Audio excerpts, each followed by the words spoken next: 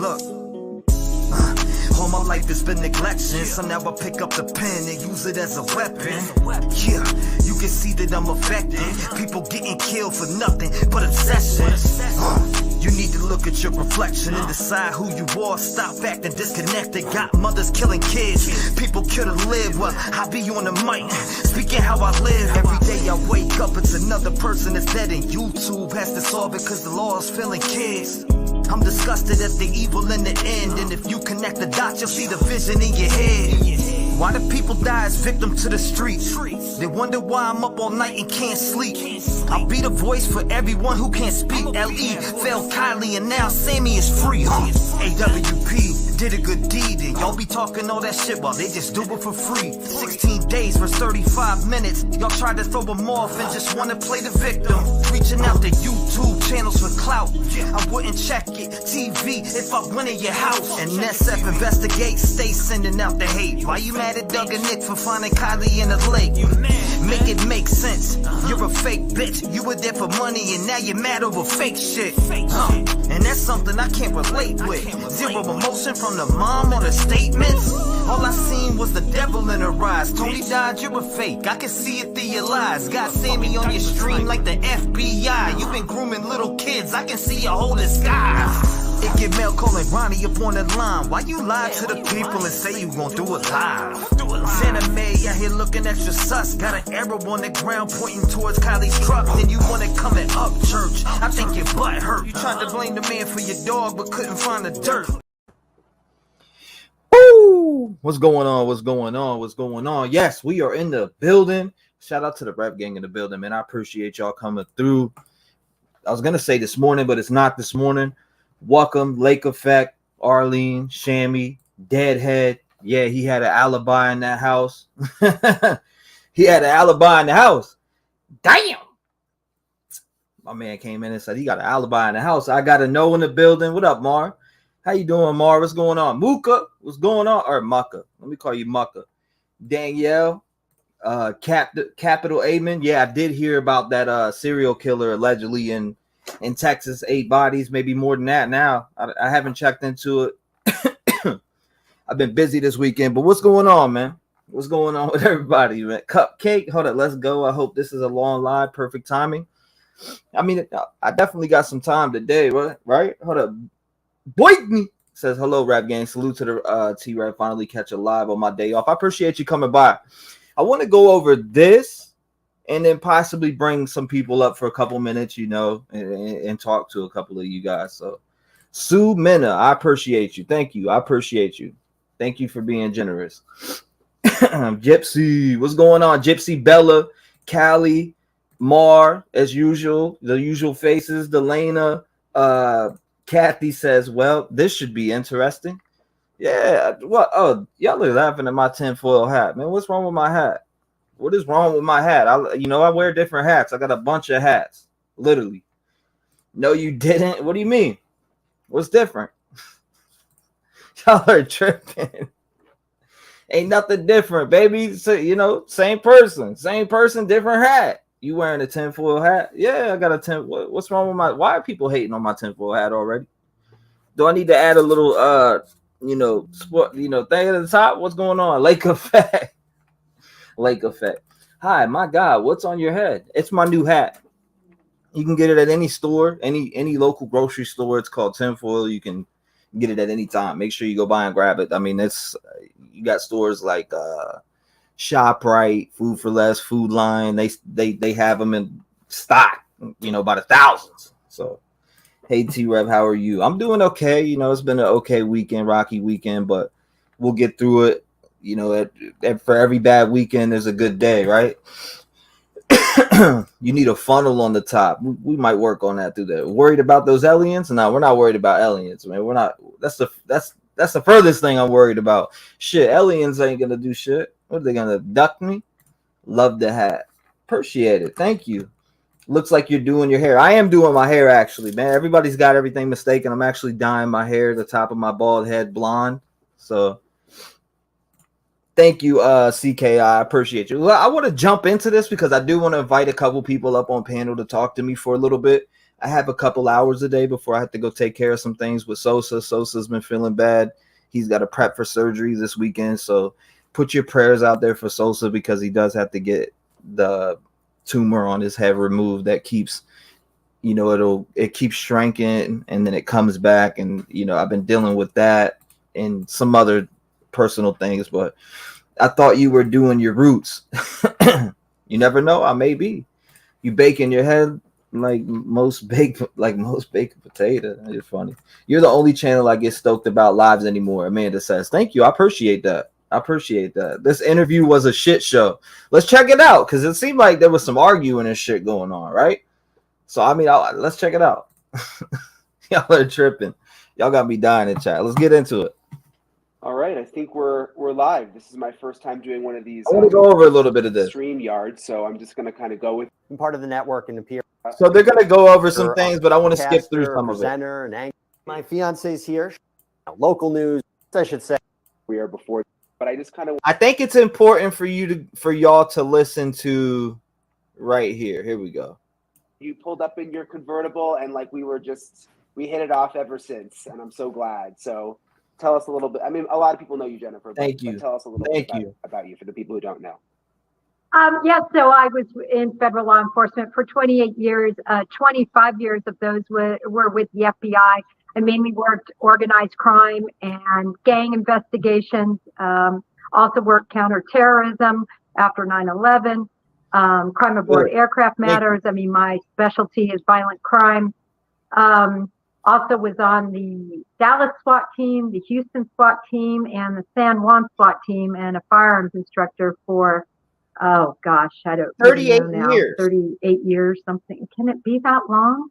I don't know. Since 1994, whatever that number is.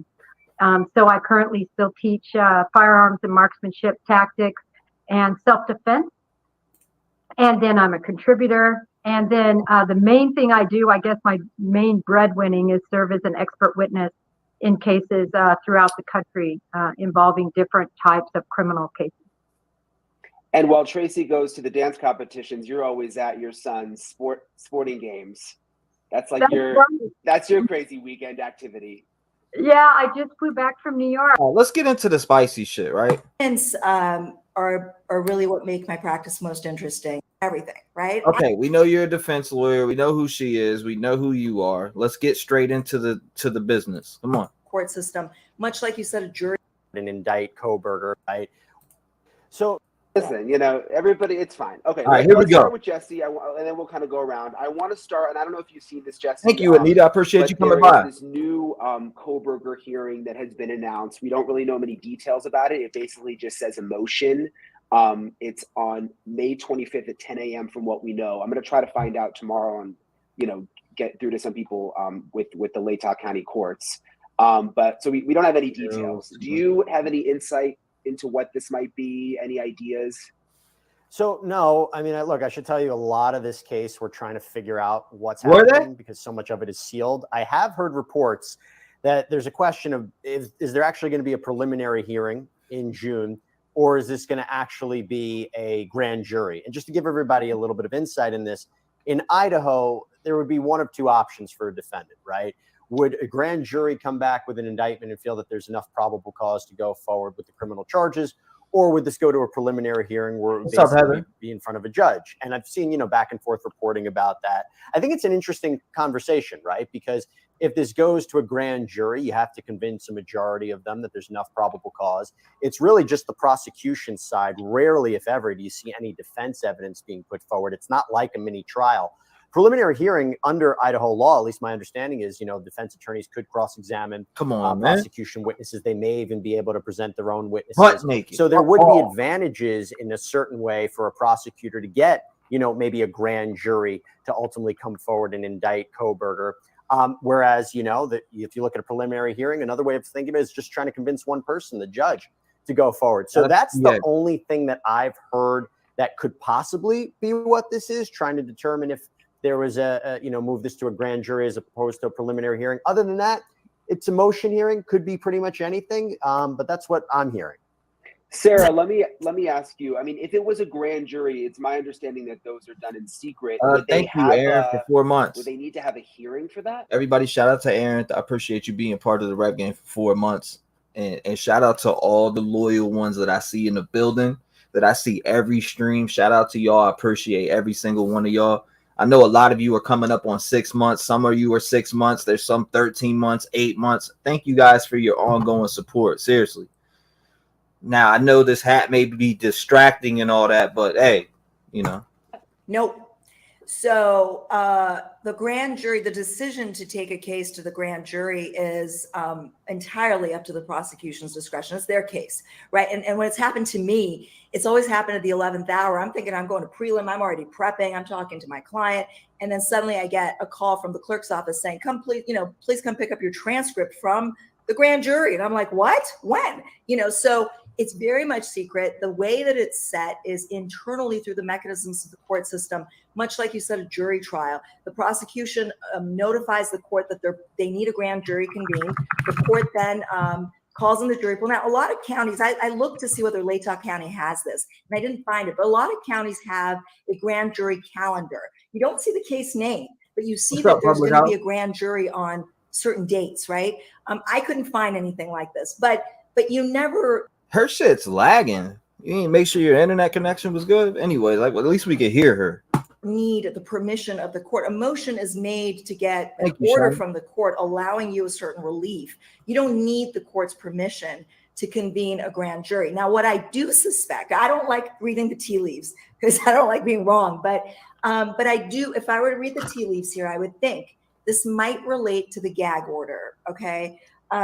There was a ruling by the Idaho Supreme Court last week, and I'm reading these tea leaves just because of the timing, right?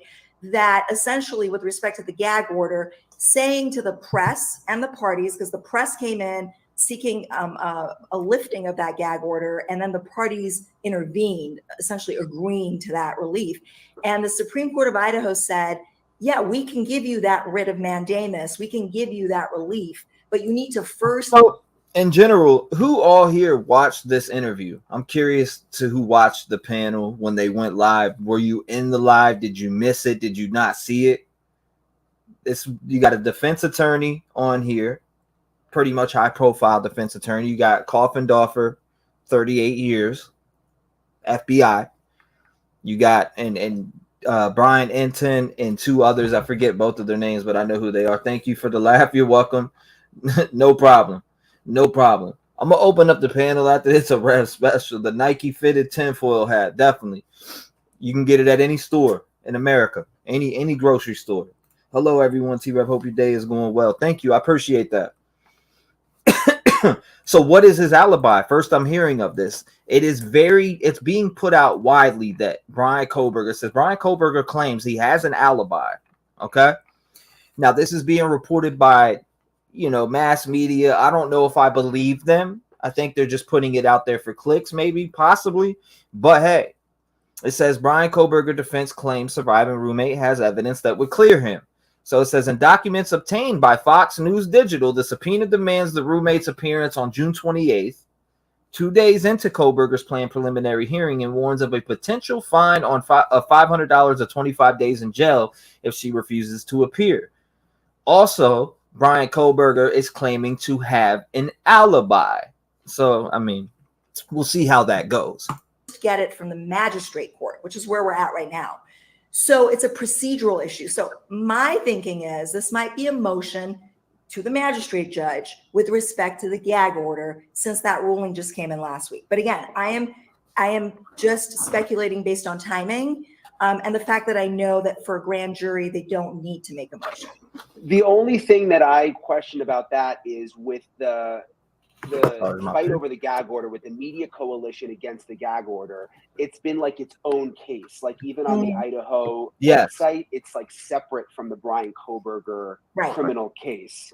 So like, why would it say Bryan Kohberger? I mean, this seems like it's a specifically Bryan Kohberger thing. Right, but like Jesse said, motions are made for just a garden variety of things, for housing issues. Right now, I don't think this is like a administrative sort of housing issue because there's no We're watching the Bryan Kohberger part of it. They do talk about Lori Vallow. So for those that are interested in that part, if you want to catch that later, jump into it. But, you know, I'm obsessed with Idaho 4. So, you know, we're diving into this.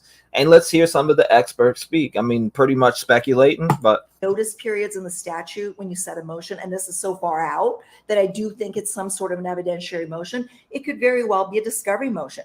The defense might be expecting certain discovery pre-preliminary hearing, and there's rules about what you get pre-trial versus pre-prelim. So it might be some sort of a discovery motion, something meaty that requires notices being given under the statute. But I don't believe it has to do with the grand jury, just because convening a grand jury does not require a motion or a court order.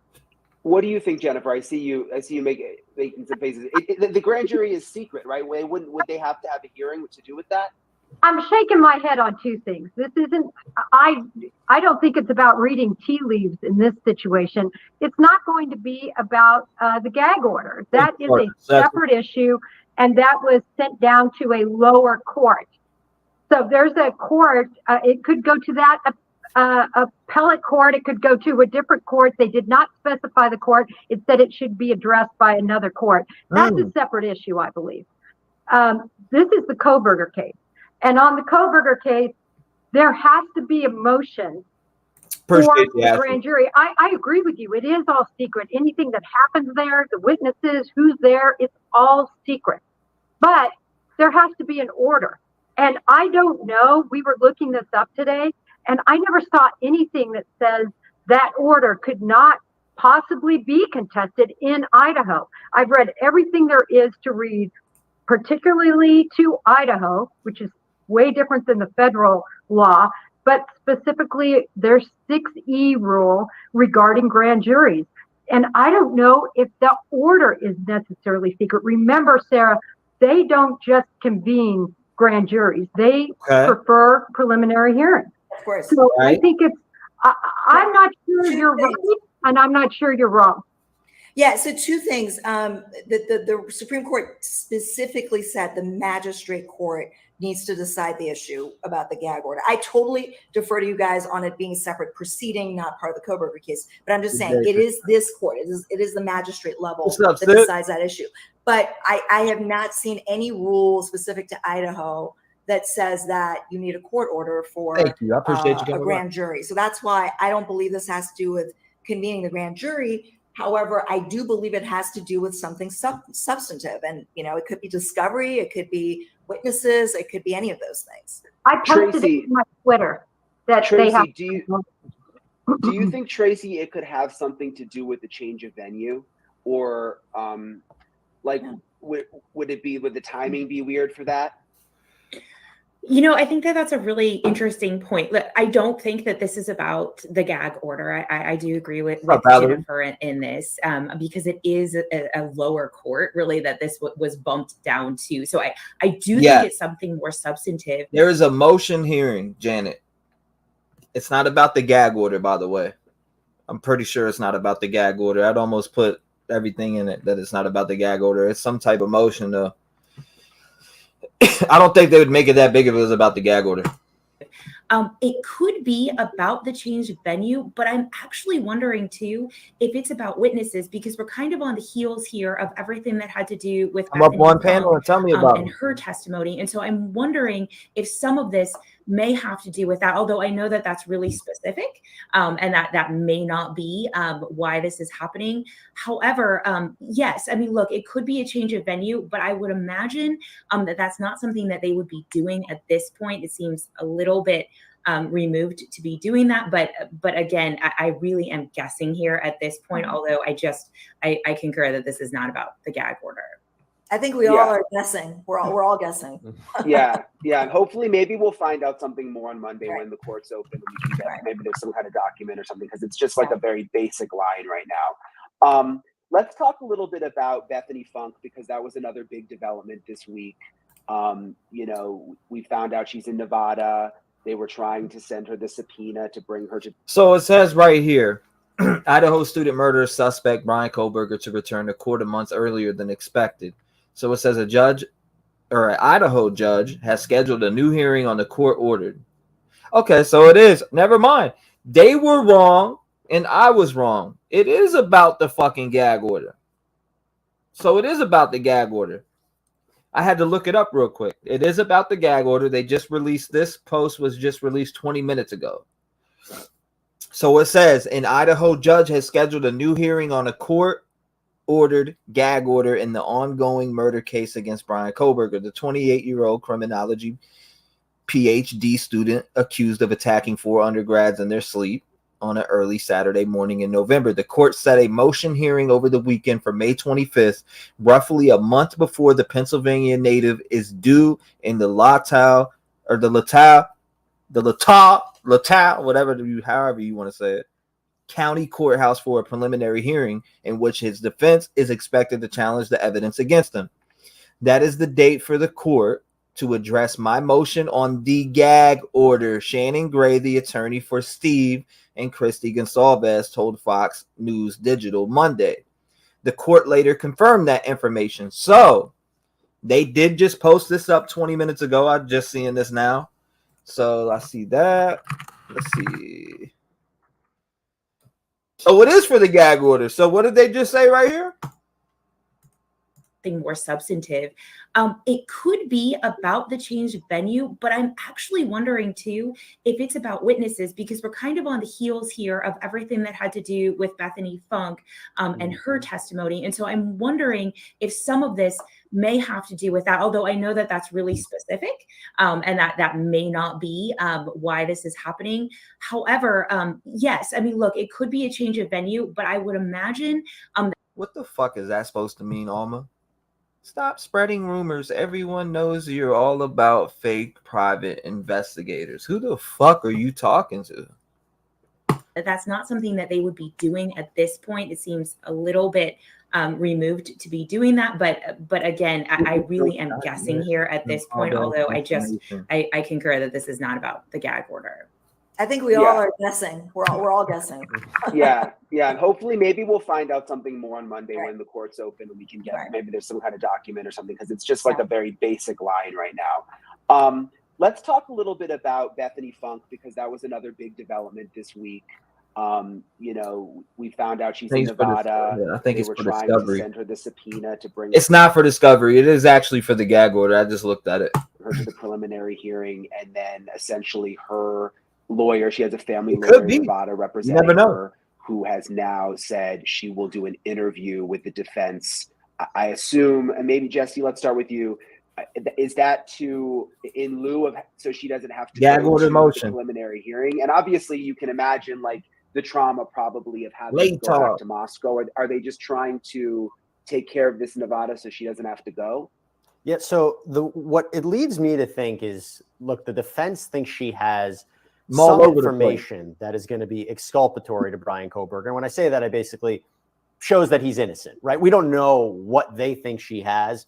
And that's kind of been disputed by her side. So the fact that she's agreeing to an interview, it leads me to think, and not necessarily a deposition, that they want to get some information from her that is going to lead them towards. I don't know, Miles. All I know is get the fucking trolls out of here. I definitely don't want to deal with trolls today. Something else, right? That's going to lead them toward another path to follow. If she says something that's going to help them find evidence that they can, in fact, use in a preliminary hearing. And I agree with you. I think the last thing that she wants is to go down back to Moscow, have to relive what she experienced and being in that house when these killings took place.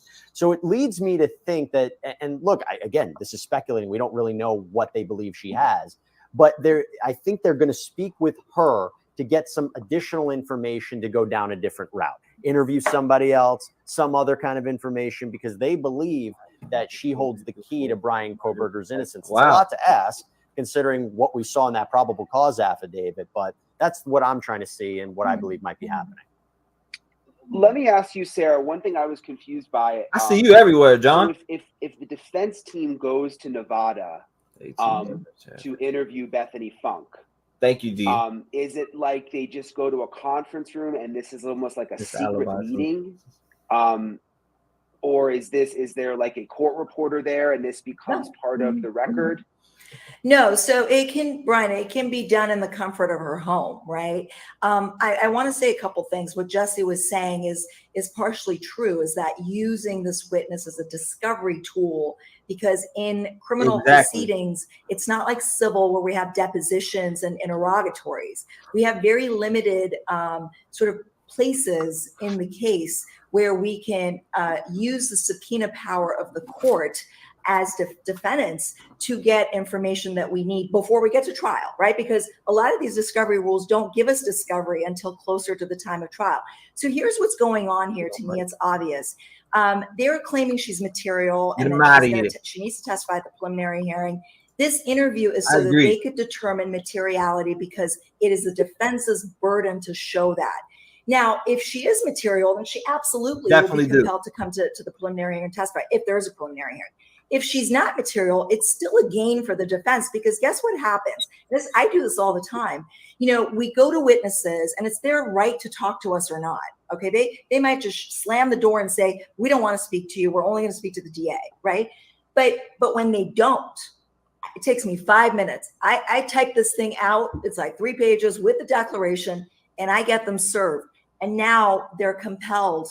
And there's a subpoena is like a court order. And now they may go, oh, I don't want to go to Idaho. I don't want to go to California. So what can I do to get out of this? Oh, okay, we can then sit down and talk to you. So it's also strategy, like Jesse said, that there's gain for the defense here. Even if she's not material enough to pass muster to testify at the prelim, the defense gets to flesh out what is within this other eyewitness's knowledge that they otherwise would not have an opportunity to do, because guess where you're going after prelim? You're going to trial. So this is absolutely, and by the way, to your point about the court report. Everybody, Roger said who was wrong. Well, who was wrong about it? Actually, who mentioned it first? I think it was it Top Dude that mentioned the gag order first? I'm trying to remember. There's no court reporter. I was retweeting Jennifer earlier about law enforcement. There's no law enforcement in an interview like this. This is not a prosumption interview. Everywhere. This is a defense interview. The order actually says that she will be interviewed by the Bryan Kohberger defense lawyer or something like that. I'm not quoting.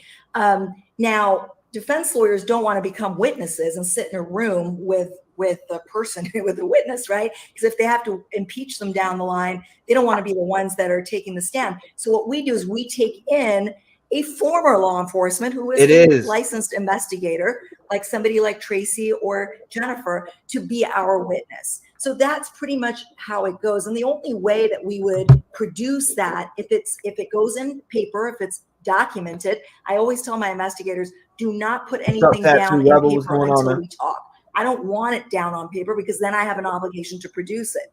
So it doesn't go down on paper. And if this person testifies at trial, then I would have to produce any written sort of statement of her interview that I have. If I don't have it, then I don't produce anything. Okay, so what is interesting about...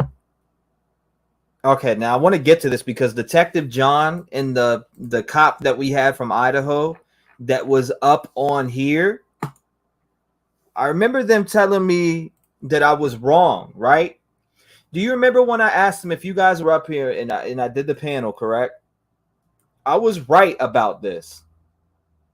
Now, Sleuthie had pointed this out, and I brought it to their attention, and they told me that it was wrong, but it says defense information not subject to disclosure, my bad, except as to scientific or medical reports. This rule does not authorize the discovery or inspection of reports, memoranda, or other internal defense documents made by the defendant or the defendant's attorney or agents in connection with the investigation or defense of the case. I'm over here stuttering like Stuttering Stanley. Listen to me. Or of statements made by the defendant or prosecuting attorney or defense witnesses or prospective state or defense witnesses to the defendant's agents or attorneys. So there you go, right there. They can hold that interview in their pocket pretty much. Now they get to talking about that on here. So let's check that part out. Let me move Twitter back over here. So if you don't have to have a be wrong about that too. She says no, not in writing. That's kind of shocking. So did she? I mean, Tracy, does that surprise you? And I guess in my mind, I just keep thinking about Bethany, and obviously That's a feeling good bad question for her in a sense. That I guess this is just the way the law works, but that she has to go through this with Kohberger's defense team. Yeah. And, look, Bryan, I think that's kind of what I'm focused on a little bit as well. I spent a lot of my time interviewing terrorists and criminals. I know that she's neither of those. But, I understand that this case is not obviously being tried in the court of public opinion. Obviously, we don't do something like that. But we have to be careful in terms of how she is treated. Right. And so I think the defense going to her, interviewing her there, those are all about optics, because the reality is that doesn't sit well sometimes with people if you're forcing someone to really return to the scene of quite frankly, the trauma that she had. I personally do not think that she has anything exculpatory on Kohberger, but I do think that this is a bit of a fishing expedition, because if you read that probable cause affidavit, I've read it several times, I'm really struggling to understand what exactly it is she's going to bring to the table. And I know not everything was released in that, but I do think this is a bit of a fishing expedition in a way, but they have to be careful in terms of how she is treated, because the reality is she is undergoing a lot of emotional and mental duress right now. And they really need to be careful that, they're not re-victimizing her. And so I think that's something they're weighing in on.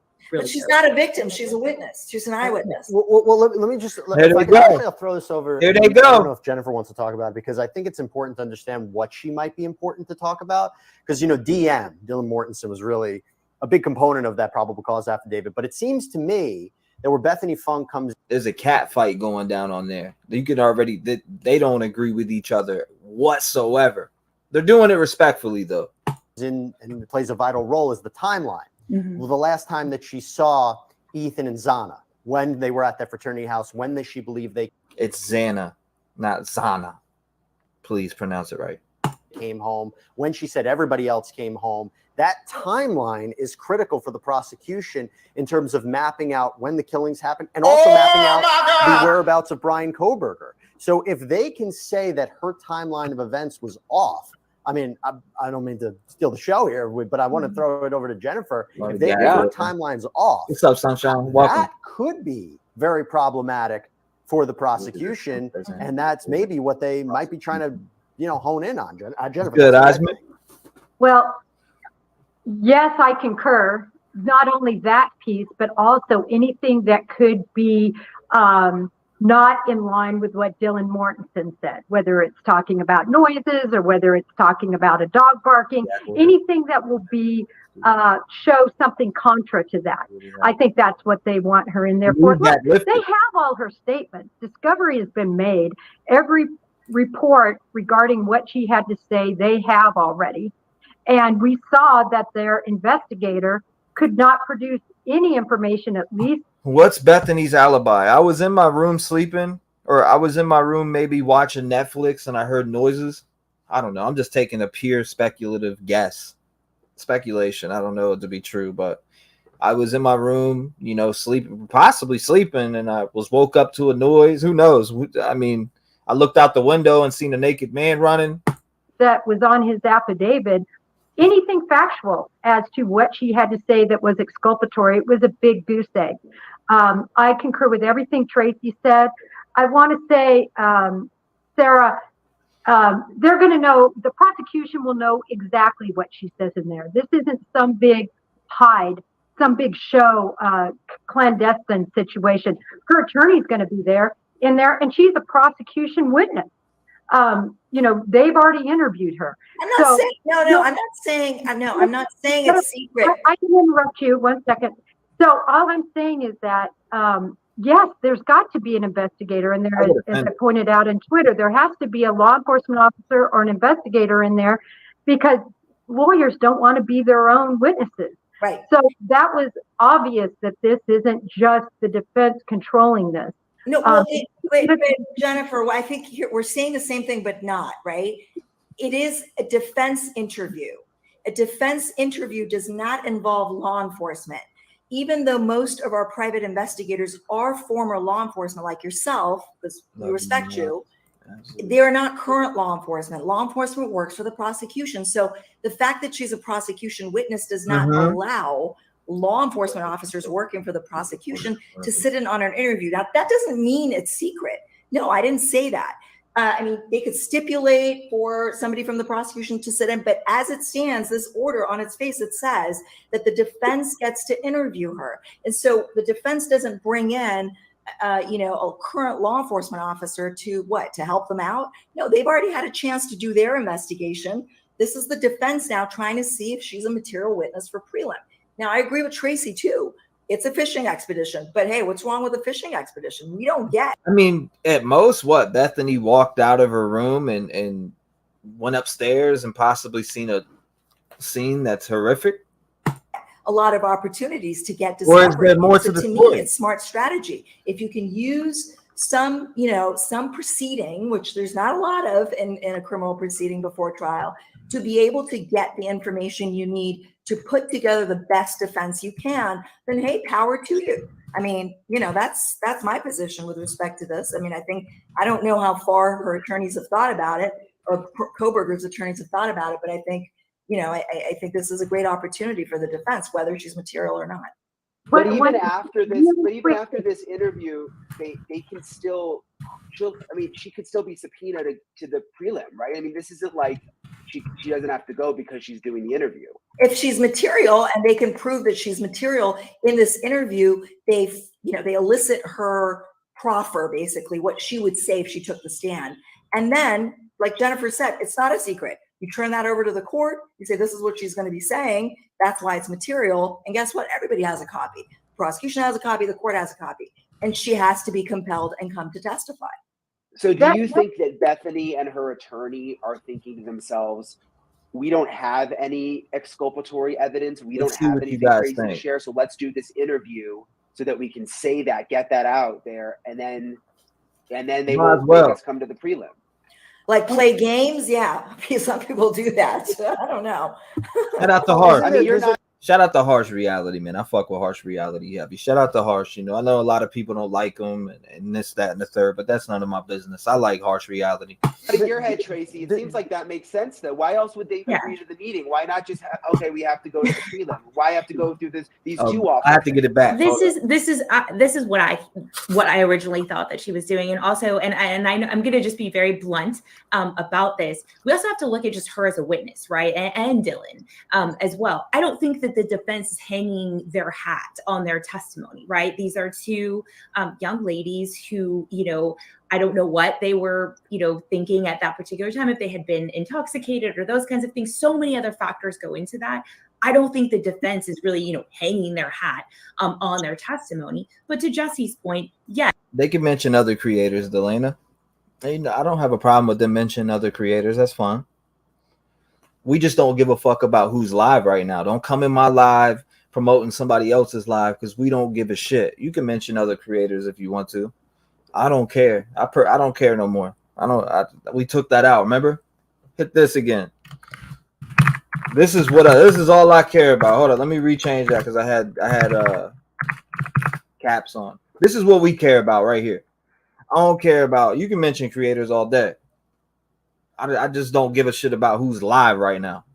Yes, particularly in the case of Xana and Ethan, maybe her timeline might come into play. But I do think that something she and her attorney are hoping is that they agree to do this interview, they do it, close the chapter on it, and move along because they have nothing to offer. That's what I'm thinking. And that might very well be the case. I mean, there might be a dispute as to whether what she has to say is material or not. And so she sits down, in her home state, shout out to the Netherlands, says what she knows and saw and heard, and if it's not material, so be it. But again, I think long run, at least the defense knows what this person's going to say down the road at trial. Real quick, that subpoena too has already been quashed, so they would have to re-subpoena her. And secondarily, as an expert witness, if I were in there as working with this team, I would take notes and I would write a report. There would be no defense attorney that could convince me not to write a report because that's the proper thing to do. Just getting that out there. And one thing to throw into the mix to complicate everything, isn't it possible because my understanding under Idaho law is if you cannot produce a witness at a preliminary hearing or at a trial, let's say the trial, right? Because they live so far away, there's some undue hardship. There's a possibility that couldn't she never even have to physically be present in that courtroom for her testimony to actually be played for that jury? I know that's happened before in other trials, in other cases. So if the real concern is for her traveling all the way back to Moscow, going in front of a courtroom, going in front of a jury, couldn't there be some sort of way where her deposition or her testimony is recorded? There was cross-examination that's played for a jury later on, which might be, I don't know, maybe something that could happen here. Yeah, I mean, she then the burden's on her to show that it's too burdensome for her to come to Idaho, even if they pay the costs and do all that. 58% on the and then, of course, I mean, this happened in a lot in the Robert Durst trial. You know, a year and a half ago, a lot of it was by deposition because they were afraid that they would lose the witnesses. Some of them were old, some of them were ill. So it happens routinely, and they could preserve her testimony that way. But then the burden shifts to her to show why she can't physically be present, because there's nothing like being right there in front of a jury and being cross-examined. Let me get to a few questions that have been coming in. Laura asked, and I think we don't even have to answer this because we just don't know. What does Bethany Funk know that is exculpatory evidence and could possibly free Bryan Kohberger? We don't know. That's the issue. In that document by the investigator, it just said exculpatory. It didn't give any details, so we just don't know. Sleuthy asks on YouTube, can Sarah explain that witnesses do in fact testify at preliminary hearings since the defendant has the right to cross-examine, like Melanie Gibb testifying at the Chad Daybell preliminary hearing? So the preliminary hearing is really, I don't want to say, it's really a tool for both sides to test the strengths and weaknesses of the case. Sometimes certain charges drop, sometimes they don't, mostly they don't. But in this case, I'm sure he'll be bound to answer a trial. But really, it's for the prosecution to put on its witnesses. Rarely does the defense put on an affirmative defense to then be able to call its own witnesses, but they can certainly call their own witnesses to impeach the prosecution's witnesses and evidence at the prelim. So one of the things that I've been unclear on here is whether Bethany is a witness that is going to some sort of an affirmative defense, and that's why, you know, they're saying she's exculpatory, etc. Or if they're trying to introduce her as an impeachment witness to poke holes at the prosecution's case, because the prelim is where you challenge the strengths of the prosecution's case. You poke the holes there. So, but yeah, to your point, I mean, it depends on whether they're putting on an affirmative defense or they're impeaching the prosecution's witnesses. But either way, they have a right to go beyond just cross-examination. Let me ask you this, Jesse, and like, I'm obviously not a lawyer. Maybe this is a really stupid question, but like, I'm just trying to make sure I understand it. So your dad's one of the greatest lawyers. He'll appreciate that if he's watching. Yeah. So it's the prosecution who gets to decide whether to have a grand jury. Is that right? Yeah, I mean, they weigh the strengths of it. They weigh whether or not they want to go the preliminary hearing route, and they want to go the grand jury route. Look, they are the only ones, particularly in this case, since so much is sealed. They know how strong the evidence is. We got a glimpse of it in the probable cause affidavit, but my opinion is they probably have so much more. And they maybe at the time than they even showed in that probable cause affidavit. They probably have a lot more now than they did. And look, I think they're weighing whether or not to go the preliminary hearing route or the grand jury route. As I mentioned at the beginning, there are advantages to each. But yeah, this is the prosecution's case. This is their burden.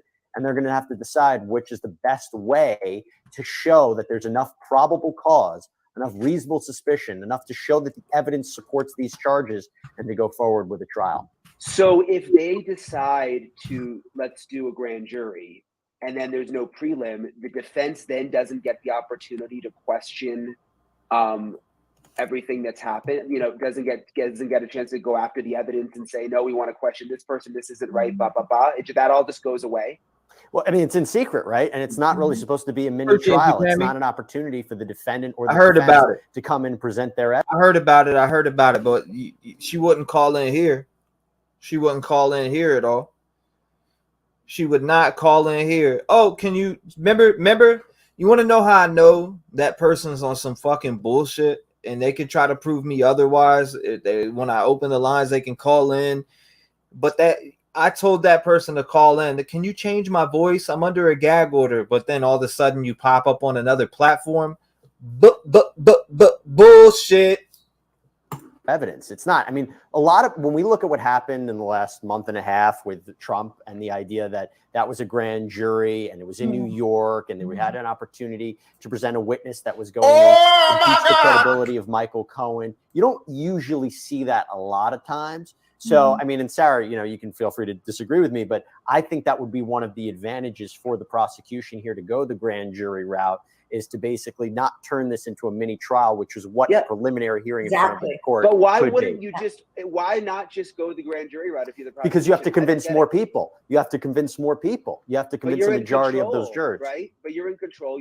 We've seen the probable cause, which seems pretty strong. Yep. And why not just avoid all of this and just do the grand jury? Well, can I jump in? Yeah. Because the prosecution has an obligation to present Brady Giglio material. What's up with this boyfriend of supposed, what was it? Boyfriend of supposed Idaho 4 victim speaks out. I can't find nothing on that. I can find no trace on the internet of that boyfriend speaking out. If anybody knows where that boyfriend spoke out, where's it at? Which is exculpatory material. They cannot just present their case that they would at a prelim. They can't just present evidence that's against the defendant. So they have a duty, because the defendant is. Shout out to Sassy for 3 months. Everybody give it up for Sassy. I appreciate you rocking with me for 3 months. Like I said, a lot of you are coming up on 7 months and 6 months and 5 months. Thank you guys. I appreciate you all. Not get a chance to be there and defend himself or cross-examine. The prosecution has that duty to bring in exculpatory evidence. But I agree with Jesse. New York is one of the few exceptions where I was actually surprised. The defendant has a right to testify at a grand jury hearing, and then instead Trump sent his lawyer in. But but most states and here in Idaho, you don't get to. You're not in the room. Your lawyer's not in the room.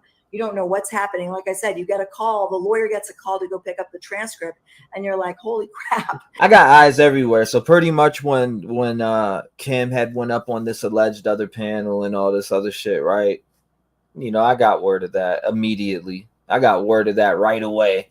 You know, you're reading all this stuff and going, "Damn!" You know, I didn't even get a chance to challenge this. But yeah, that's the key with the, they go in, they present their case, all the bad facts, but they also have to bring in anything exculpatory. And I think right now we've said, Jennifer, I remember seeing on her Twitter the stuff about one of the officers having some sort of a internal investigation issue. We don't know what that is or how grave it is, but there's that kind of giggly Brady stuff. There's, there's this inconsistent statements by Dylan. I mean, I don't think the case is as solid as we're speculating. So all that exculpatory stuff has to come in as well. And Tracy and Jennifer both being on the law enforcement side. I mean, it's law enforcement and detectives that often doctors getting pissed off at these, if there is a grand jury at these secret grand jury hearings. Do you both think that that's the way this is going to go? That we just won't know about it? Said bullshit. Oh my God. Thank you, man. I appreciate it. Oh my God. Oh, I was going to defer to Jennifer. No, you're fine. Go ahead, Jennifer. You go first. I'll go second.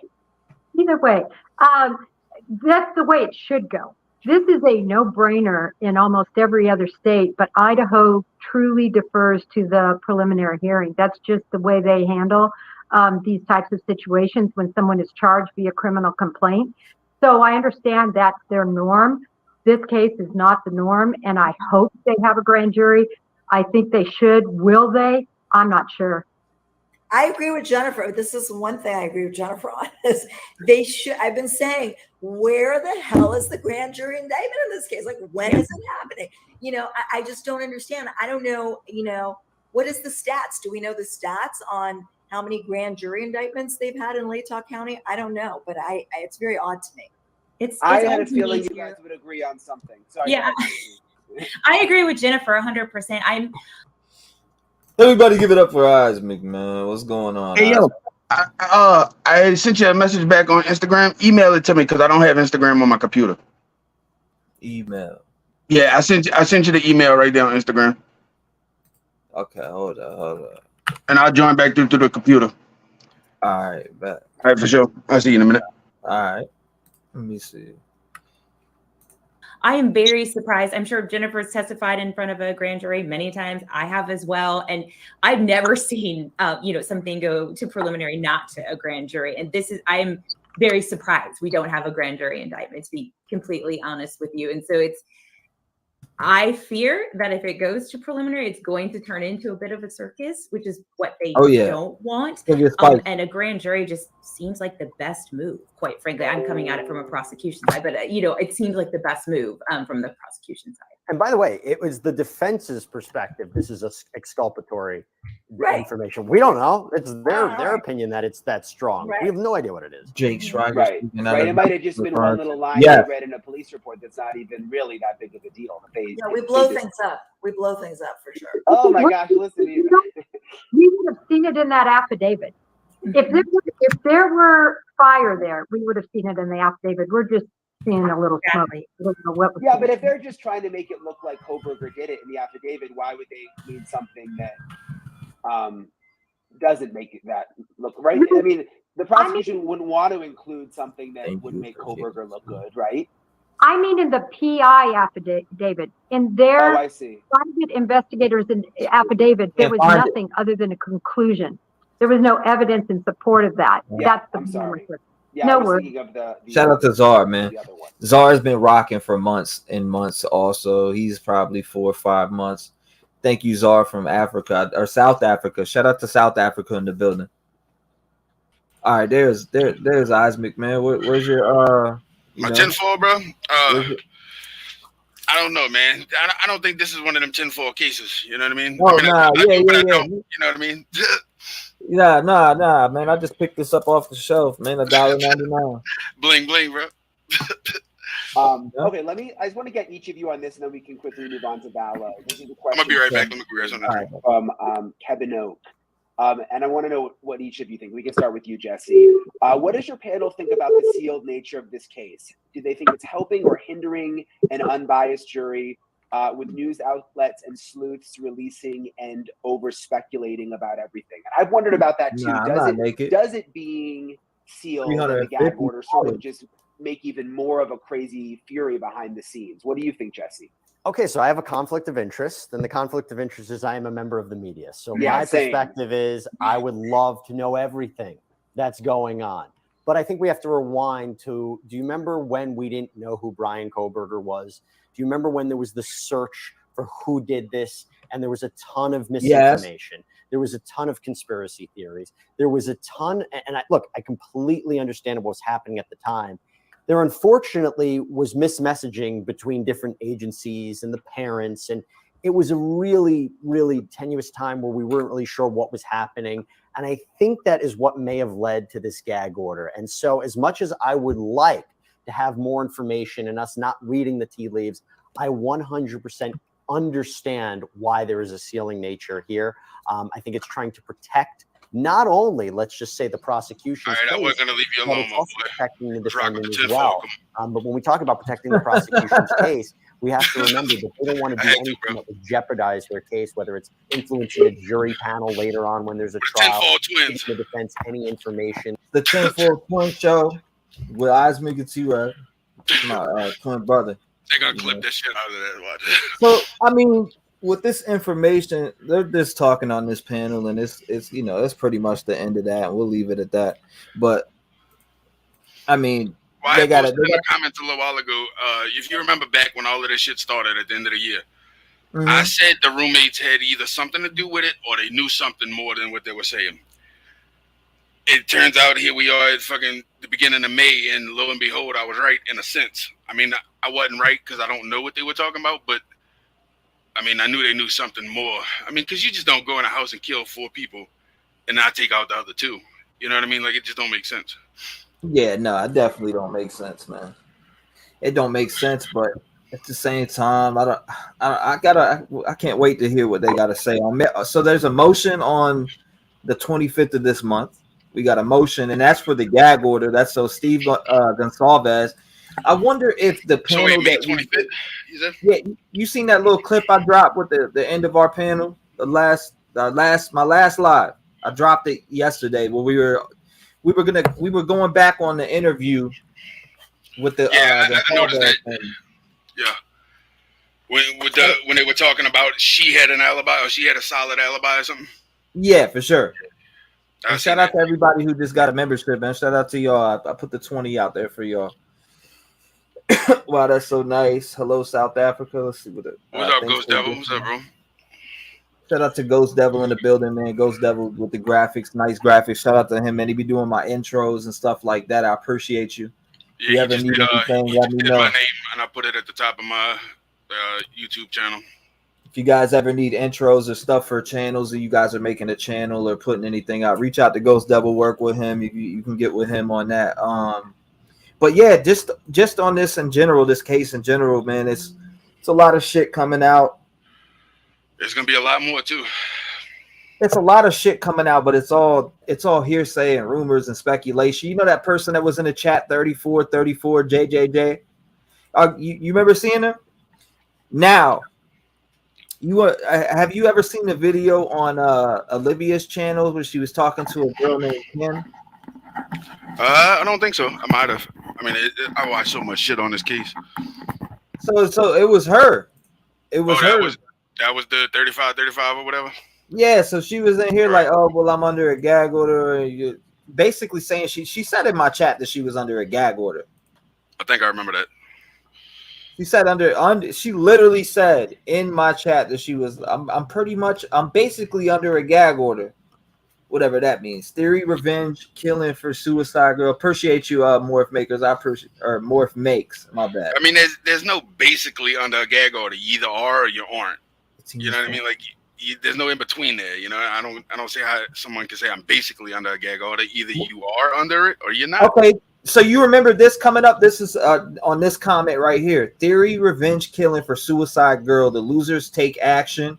The team informed. The rituals took place. Then the date was connected.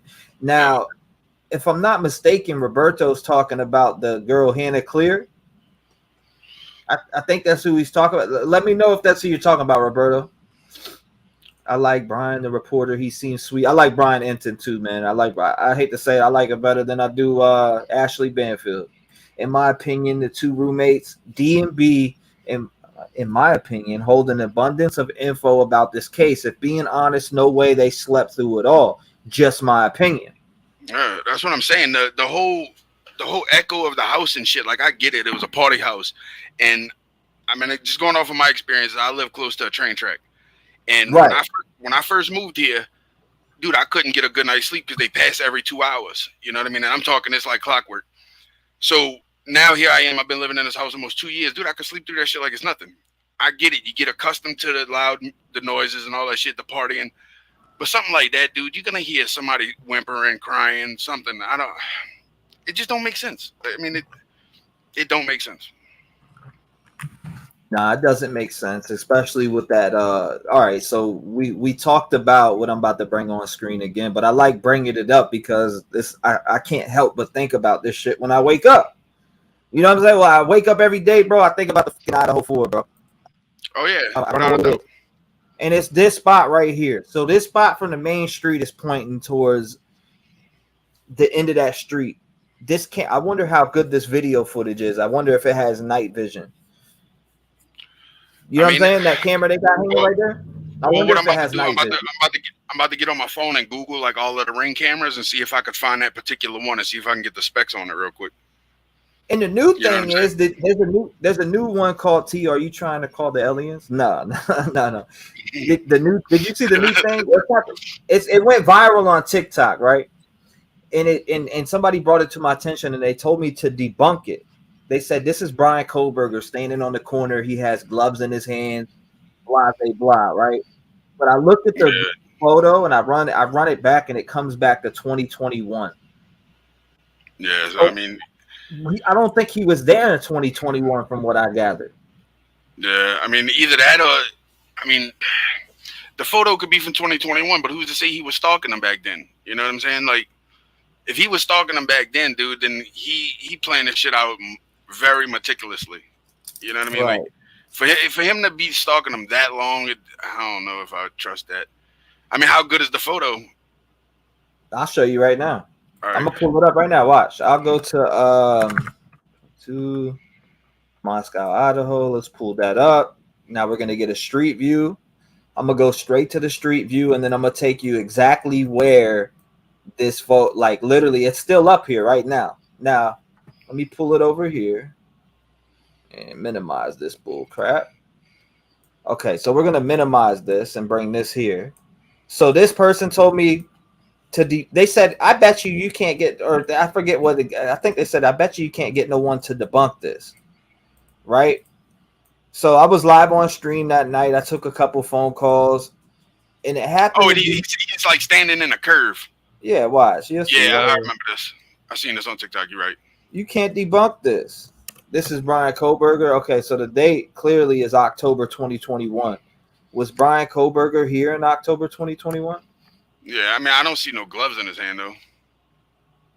And he's not standing there. He's walking. But, I mean, this is not my first time. This is probably my second time going over it, but I never really in depth. I think we talked about it a couple times, but still, told you News Nation's idiots. All right, so what I'm seeing on these light bulb cameras, let me go back to the part where you had it up. I'm looking to see if I can find exactly what brand that is. From that picture, you really can't tell. But I'm finding a bunch of black light bulb cameras. I mean, because that's what that is. But a lot of them are, I mean, I'm not seeing anything that so far that's got night vision. But I mean, if it's got Wi-Fi, I mean, because most of them are Wi-Fi cameras. So if it's got Wi-Fi, 9 times out of 10, it has night vision. Shawty womp womp. Because I had some cameras around my house, and only one of them was night vision, the one I had on the side. I'm pulling it up right now. I just took a, so I want to, because they said there's gloves in his hand and all this. Look, all right, so look, we'll zoom in.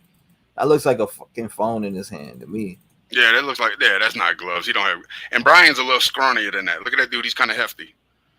You know what I mean? Right.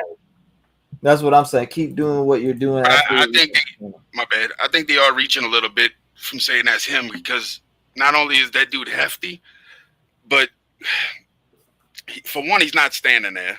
And for two, he's walking. He's not, I mean, that's a reach. Either that's a wallet or a phone. I want to see chat. Put 1 in chat if you think this is Bryan Kohberger, 2 if you don't. Well, another thing I was about to say, I think they're reaching because his face is blurred out. But they blur the faces of anybody caught out like that. I mean, they try to anyway. But if you caught out like that, they just block your face to try to hide your identity. But yeah, I don't think that's him either. He's a little scrawny. I mean, shit. Find a picture of the video of him walking into the courtroom, because you could tell his body size. You know what I'm saying? And put it up to that. I don't think that's him 100%. Cupcake says 1. So people think this is him. Let me go to Dave my says look. 1. Yeah, I don't think that's him. He's definitely scrawnier than that. The panel, hold up. Okay. The panel with the professionals. Steve G wants to speak. I feel he earned that right. I agree. I believe he does. What up, Angela? Hell yeah, without a doubt. Kaylee's parents are wondering why they are cleared in 1 hour. I can't argue with that. I mean, look at what we're thinking. Only imagine what they're thinking. I mean, but the only difference between us and them is they have the power to possibly get a hold of Bethany and Dylan. Now I could be wrong on that. That's me speculating, but thank you, Crazy Grandma. If you want a chance to get a gift, I do gift memberships all the time randomly. Just make sure you turn on gifting, and you may get one. Steve G, rest in his voice. Yo, what I tell you? 2 cents. What did you tell me? What'd you tell me? I'm unofficially gagged, P. Fox says. Okay, so 34, JJJJ, unofficially gagged. I could say I'm the Virgin Mary. Trev wearing a foil hat in case of aliens.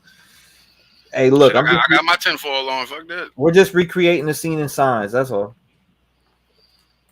I mean, there's so many people in this world that don't think with a logical thought process.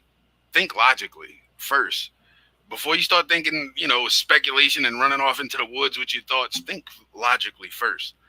And 9 times out of 10, you won't be in so much freaking distress about it. But now you see the 34 is Kim, the WSU mom, and her kids took out the gag order on her allegedly. What? No. That shit sounds crazy. Oh my God. I mean, let's think logically about a gag order. Bullshit. Right? Bullshit. What does a gag order mean?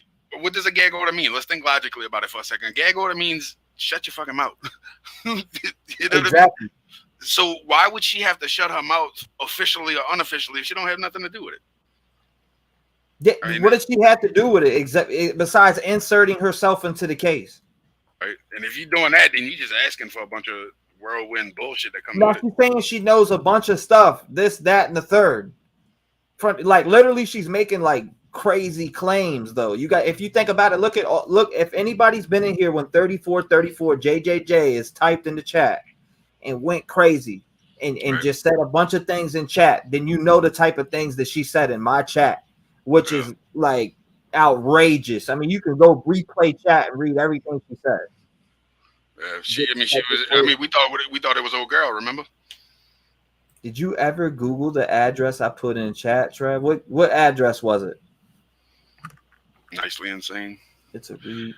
And I seen everybody saying what's up whenever I joined through my phone. If I didn't say what's up to y'all, I say it now. Howdy.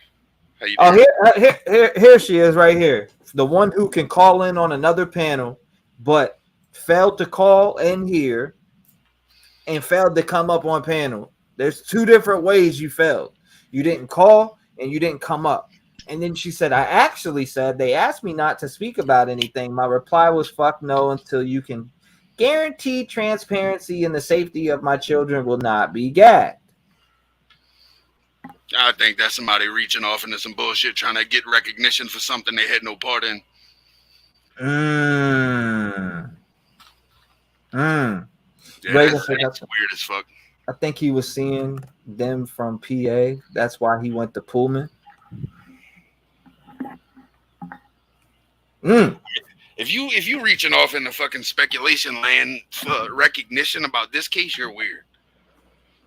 For real, like that's weird. There's some stuff going on with that, bro. I don't know, but this being Bryan Kohberger though, I gotta go. I didn't even see the 1 pop up yet. I must be way behind. Let me go down. Okay, so here we go. 2.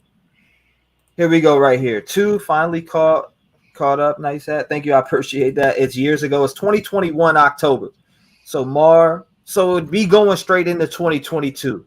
I mean, it's almost a year before that shit happened. 2. No way. It's not him. 2.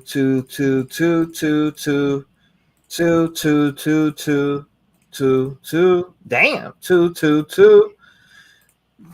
2. Yeah, I mean, the people have spoken. You know what I mean? Okay, so 3434 JJ says, I speak what I know, and I emailed you last week with what I know privately. I trusted you, and now I do not. I know Olivia's WSU mom. The info I gave is the truth, but there are a plethora of us who know. Now, you didn't send me I didn't get no email from you. What are you talking about? But now that you said that, I'm going to go find it. Hold up. Now that you said that, I'm going to go find the email. You said last week? All right, bet. Let's go find this email that you sent last week then. Hi, I want to snitch on Ismic. I wanted to let you know that Ismic physically threatened a female creator last week, voicing he was going to hurt her. I heard it on either Dumplin's new channel or Stone, but not Alone's channel. Damn, boy, you got people emailing me about you. And that's what she emailed you about me? Bro, this was Thursday. But that's what 3434 emailed you? Nah, that was one of the first. When I changed the page, that was at the top, and I seen your name, and I was like, let me click on this. Well, how about this, 34 JJJ? If you want to talk about me threatening a female creator, I know exactly what you're talking about. And it wasn't on either one of those channels. It was actually on my channel. I deleted it, but I still have the recording from StreamYard. If you would like me to pull it up at any moment, I'm glad to do so. No. It wasn't JJJ that did that. It was somebody else, bro. Like I don't know. People will try to. They're trying to whoever that was. Okay, here we go. And this is what 3434 inboxed me, and it is very large. Or should I? I'm sorry, emailed me. Very long. I'll leave this out. I'll leave the numbers out because since you can't trust me, if you couldn't trust me, I'd read these phone numbers out loud with no fucks given.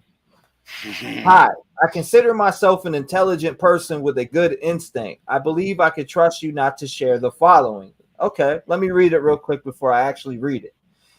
So before you say what you're gonna say on this, and I read it because I'm about to. You're telling me not to read this out loud now. I don't know if you're saying that in the comments, but I kind of feel like I need to read it now since you're saying you don't trust me. So if you don't trust me, then it's like, fuck it. Either way, I might as well just read it then. Yeah, really. Right? I mean, the two girls should be with the victims, parents helping them continue to piece it together while they run. I watched that video. She said make him stop reading now. Who said that? 3434. Should I stop reading it? Because I haven't even put. You're talking about you sent me something and you don't trust me, but I ain't even read it yet. So now I got it right here in front of my face. Should I read it? Should I continue to read?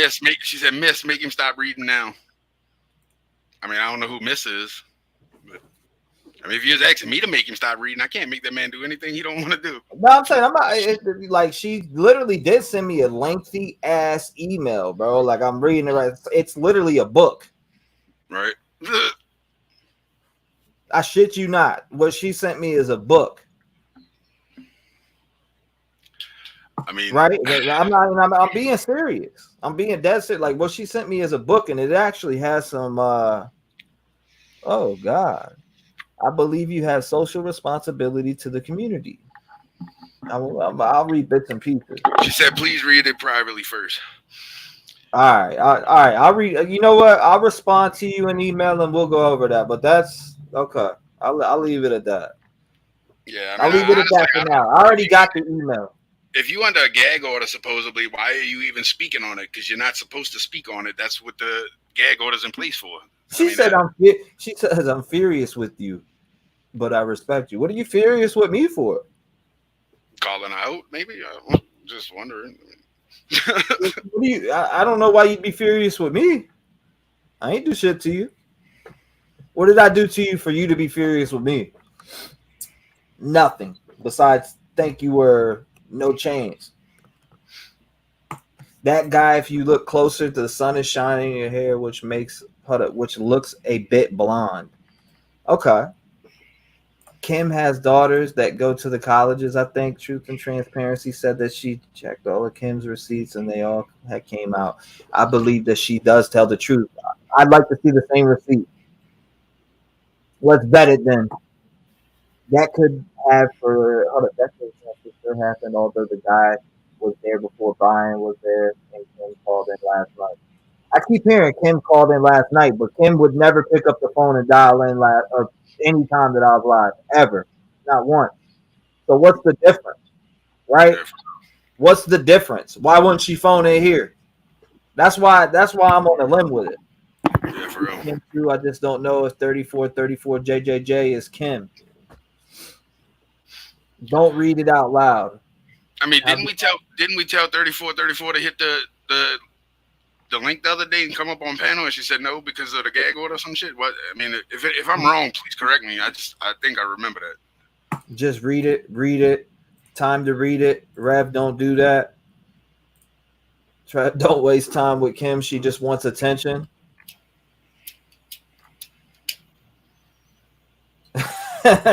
Please read it privately first. So you want me to sit here in silence and read it to myself? Because, I mean, if you already went on somebody's panel and talked about this, I'll leave the phone numbers out of it. But hold up. Okay. So your daughter goes to school with Blang's sister. Okay. Less than to be correct. Spinning the wheel is born. People lose interest. In this case, will go. Avani said looks exactly like BK. I don't think it does. All right, I'm reading some of it. Yeah. See, people are. See, are you? I hate that people are so vulnerable to think that somebody is somebody without proving that they're somebody. Yeah, I would like to know who that was that email just said I threatened somebody. Bro, I seen that person sent me two, I think. Because I mean, I got it pulled up right here what they were talking about. If it was, I mean, I told you the situation with Dumpling and old girl. You know what do you mean? What's with the tinfoil, man? We can rock tinfoil around here.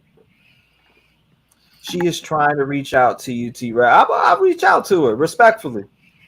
But why? Why when I had the phone lines open did she not call me? What's the difference? So if you can go up on panel, right, and you can go up and talk on panel, but you can't call in or come up, that just confuses me a little bit. That's where you get me. That's where I'm lost at. Yeah, for real. That's where I'm lost at. I mean, I'm lost at the fact she's claiming to be under a gag order and then on different panels talking about it. That you violated the gag order right there. Lock her ass up. Local mom Paula has similar beliefs. Yeah, I know. I got Paula's number in the bag. I should call her today at some point. But last time I called, she was at a party. Dang, us women wanted the drama. If she was under a gag order, why is she on people's channel on YouTube? 100%. That's the same thing I'm saying. Are you dyeing your hair? Or is that just really a tinfoil hat? No, it's tinfoil.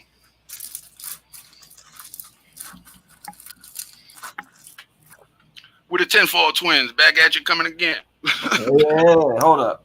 I gotta create my spike. Bro got the whole roll of tinfoil right there. You can hear it? Yeah.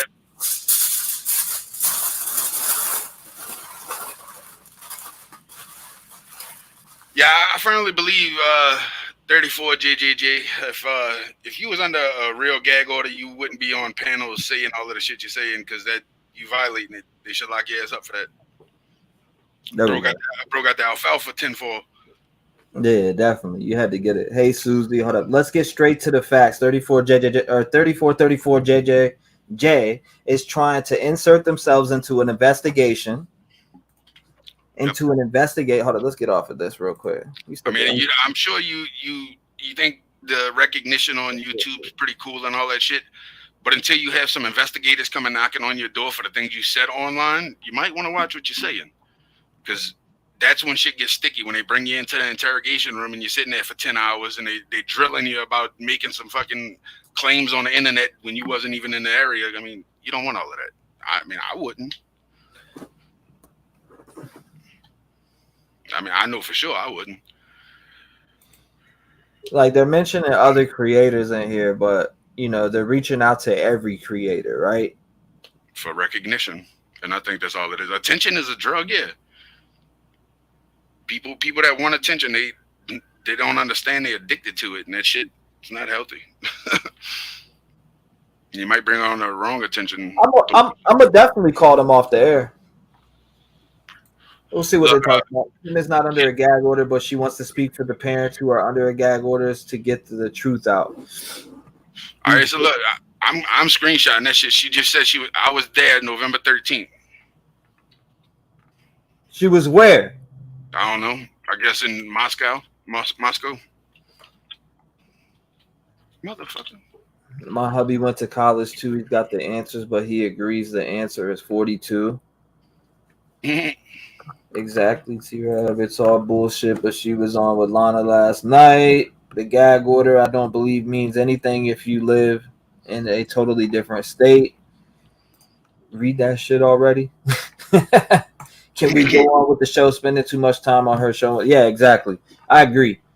I definitely agree. Moving forward. Back it up, Terry. Put it in reverse, Terry. I don't know, man. That's exactly why I have on what I have on right now, because you got people inserting themselves in things that do, you know what I mean? I'm going to need that better. I can't just go based off of because you tell me somebody went with somebody and this, that, and the third. Yeah, I mean, like I said, you don't want real life investigators knocking on your door, because I firmly believe you just want the attention. But that's my opinion. Christy CR. I appreciate you, CR. That could be anyone. She said on the other panel she got her kids out of there. Who knows what's the truth? For real. And I don't know if 3434 JJJ understands what I do on my channel, but I'm just over here doing the true crime shit because it's interesting to me. But I expose liars on my channel. That's the only thing my channel's here for. So, message. He said, let's hear 3434. I don't think we're gonna be. I mean, she don't want to. She won't call and she won't get on panel. So, but she'll go elsewhere and say other things. I don't know. She wants you to call her. Where? When? How? When? Let's do it. I mean, yeah. I mean, love Mar said, "Do it, Isaac." I mean, she wasn't on panel. Have her call in now if she's about it.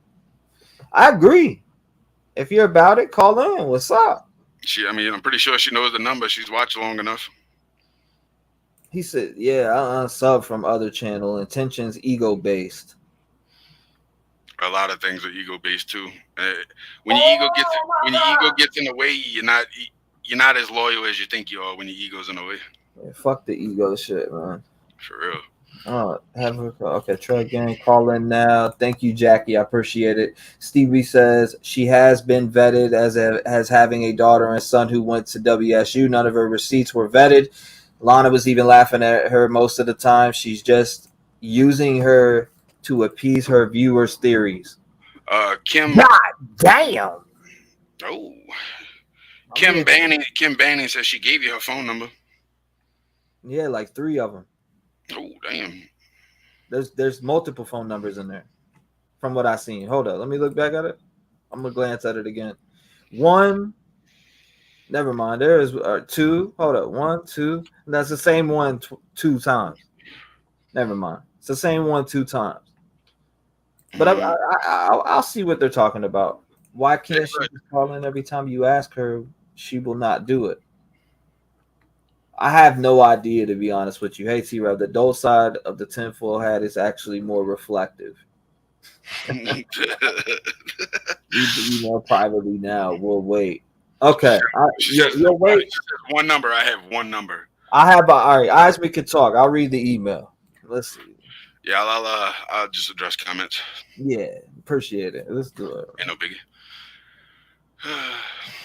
Kate Disney said, I'm behind on the videos. Does anyone know what the alibi is? Nah, I didn't catch it.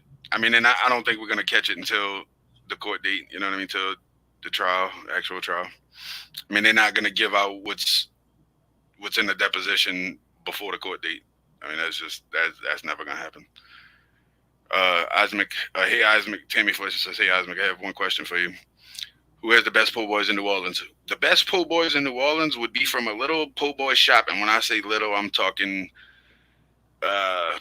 probably a few hundred square feet. But it's a little place called Juno's. It's on 7th Street in Marrero, Louisiana. Look them up. They have the best po' boys. And I only say that because I grew up right down the street from them. Call her since she won't call you, Maria says.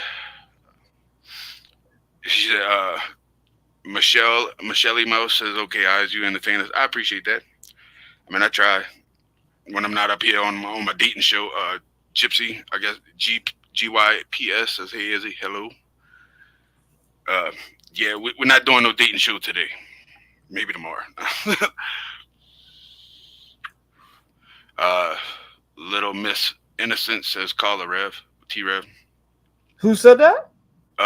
Little Miss Innocent. She said, call her T-Rev. Amanda, hey, how tall are you? I'm 6'2" and 3/4 ish.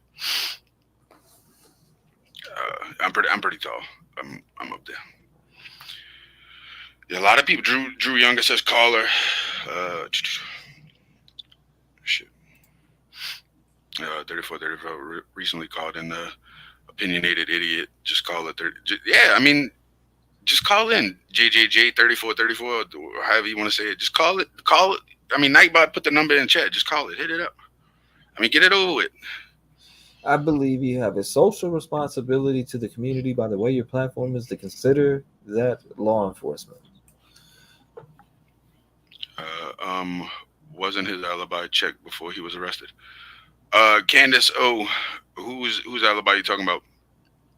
I'm not sure I follow. This gives us a chance to make our own hats. I mean, hey, make your own hats. I guess that's Josie Weaver. Make your own hat. We all tinfoil around here. Tinfoil family. Today's tinfoil Mondays. Tomorrow might be tinfoil Tuesdays. You never know. I'm about it. I went and got my drink and I grabbed a piece of tinfoil while I was in there. Hannah R says you're a foot taller than me. Yeah, you short, huh? Gordon Shumway says, are you taken? No, I'm not. I'm a single man living alone in South Louisiana. I mean, I have a roommate, but he's pretty cool. He's never here, but yeah. His girlfriend likes to call it. Now this statement is wild. What's that? Oh, in the email? Yeah. Look, 34 JJJ says 6'2", not tall. JJ, listen, hit that number. You in here talking shit? Just call the number so we can. I'm not. Now okay. So that right there will tell me if she, I don't know. She says 6'4", 6'5" tall. I mean, 3 inches really. I mean, it's actually like 2 inches because I'm almost 6'3". But your opinion is not really anything to mine. I'm not sure. Hannah R says not everyone hates you. Call in, please. I mean, I don't hate you. I just think your opinion's bullshit.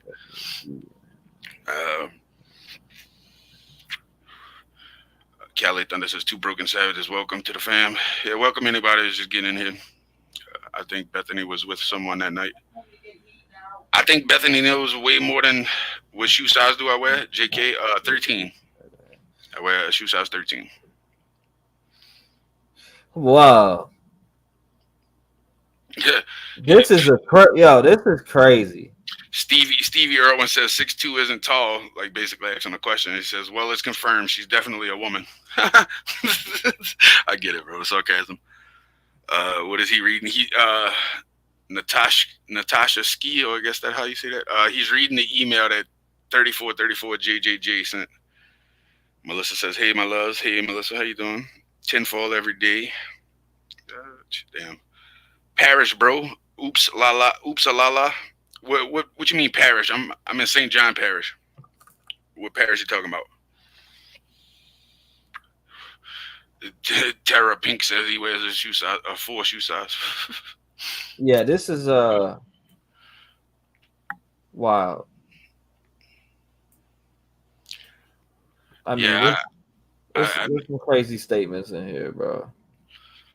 I think you should read it out loud now. Shit. I mean, that's up to you. I mean, she's under the gag order. You not. You know what I mean? Is she under the gag order though? Like, I mean, to know this question for real. To know this type of information. Yeah. No, like seriously, to know this type of information, you either while speculating and believing yourself, or you really know somebody that is somebody. Yeah, and I mean, I think you should read it out loud. She sent it to you. You wasn't the one that sent it to her. Yeah, it's up to you. Shit, I passed up that comment. Where was it? Oh damn. Oh, Shelly Huckabee said, okay. Izzy make T-REV show a dating game again? I can't do that. I can't do that. But we could make a dating game on another channel. Darkness. Who's talking about a dating game? Shelly Huckabee. It was a joke. She put LOL. A dating game. Yeah, you don't remember the other day? Yeah, no, I remember that shit. Maria says call her. They asked me not to speak. They asked me not to speak. I said no. Thank you, Angelic. I appreciate it. Now Kim is saying she is under the gag order? ? I don't know. To know what she knows, you would definitely be under the gag order. If she knows, if what she said in that whole entire statement that I just read is true, she's definitely under a gag order majorly. And there's a lot of information in there that, if it is true, puts her at the scene, basically, right? Yeah, like if that ends up being false. Yeah, I see Scott Double. He says shouts from CT French Quarter. Pops, I'll tell you. All right, so let me just explain this statement in one sentence. Right. Like, there's a lot of specific things in there. Like, specific things about people that are now deceased in there that only somebody who is in the family would know exactly what happened. So only somebody in their family would know this to be true, to be what it is, to be there's just nobody. I mean, and Kim Banny says that gag order is only to victim's family. So like you just said, she would have to be in the family. Bro, she'd have to be in the family to know what she just told me, and I put that on my life. Yeah. You would have to be in the family or best friends with the family. And not only that, you would have to real shit, bro. Like, I'm not even joking. Yeah, that's crazy. It's nothing to joke about. Like, that's actually not a joke. Like, nothing to joke about, because what she said in that statement is crazy. I'm not saying I believe it, right? I'm not gonna jump out and say, yeah, I believe this, because it's super detailed, like on what happened in certain spots of the investigation, but to the victims. Yeah, that's crazy. I mean, shit, maybe that's I just seen who said it? Fuck, I think I passed it up. Allegedly, LB says maybe she is an accomplice. Totally kidding. Well, I mean, what she just said to me is actually absolutely insane. Shout out Robin Mealy for the 10. Gag order is an order, not a request. Wow, that's a crazy statement. Let's see. Maybe she didn't want to call in because some of the panels lately have been crazy and pro-guilty, and she thought she'd be attacked. I mean, hey, I'll mute my mic if that's the case. Like, I'll mute my mic. No, you good. Hold on one second. If she calls in, you know. I got a phone call. Hold on 1 second. Go ahead. You can talk for a minute. I mean, if you want to call in 3434 GGG, I request you to do so, and I'll gladly mute my mic, because I'm not gonna attack you. I just want to hear what you got to say. I just don't think it's fair to everybody involved, the victim's family, or anybody in the chat. I don't think it's fair to none of us that you're claiming this and you only want it to be in private. You know what I mean? Boss Lady Brooklyn, hey T-REV and McKay, how you doing, Brooklyn?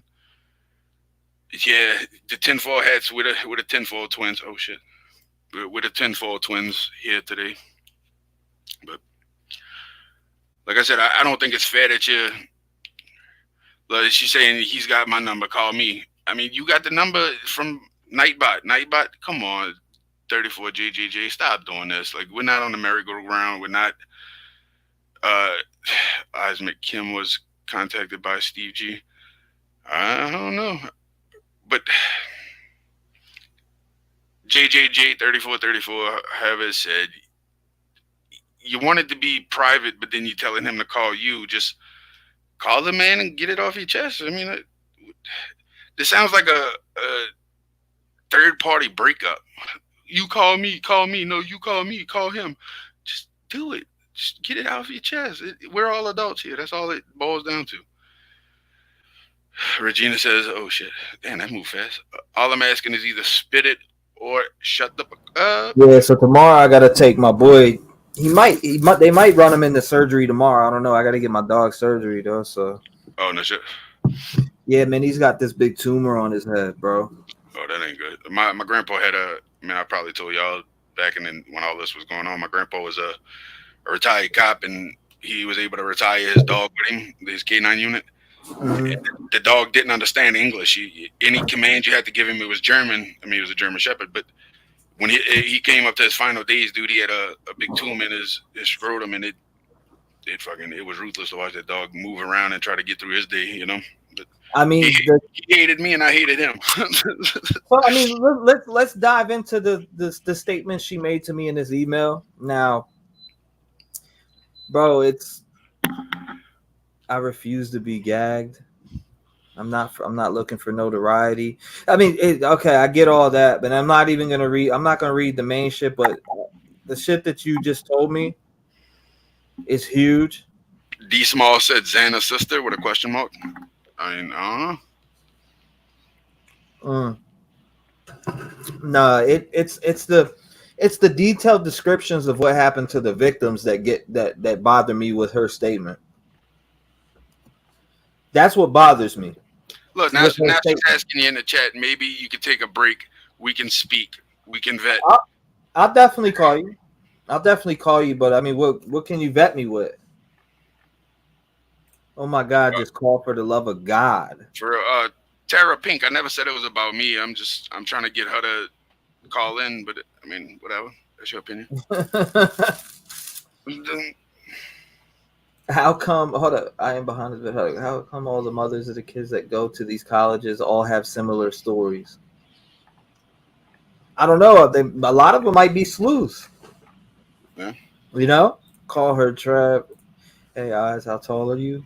Eyes, how tall? Okay, I think we already. I thought I heard you read that shit. 34 recently called into the appointed idiot. Just calling. What? What? Opinionated idiot? Yeah. Damn. We going ham in here today, man. People are turning up. Welcome, Broken to Savage. I appreciate it. Shout out to Broken to Savage, man. I don't even got my board in here today, but I do got this. We got this. Yeah, no shit. Huh? Hold up, where's my hold on, here we go. I do need this though.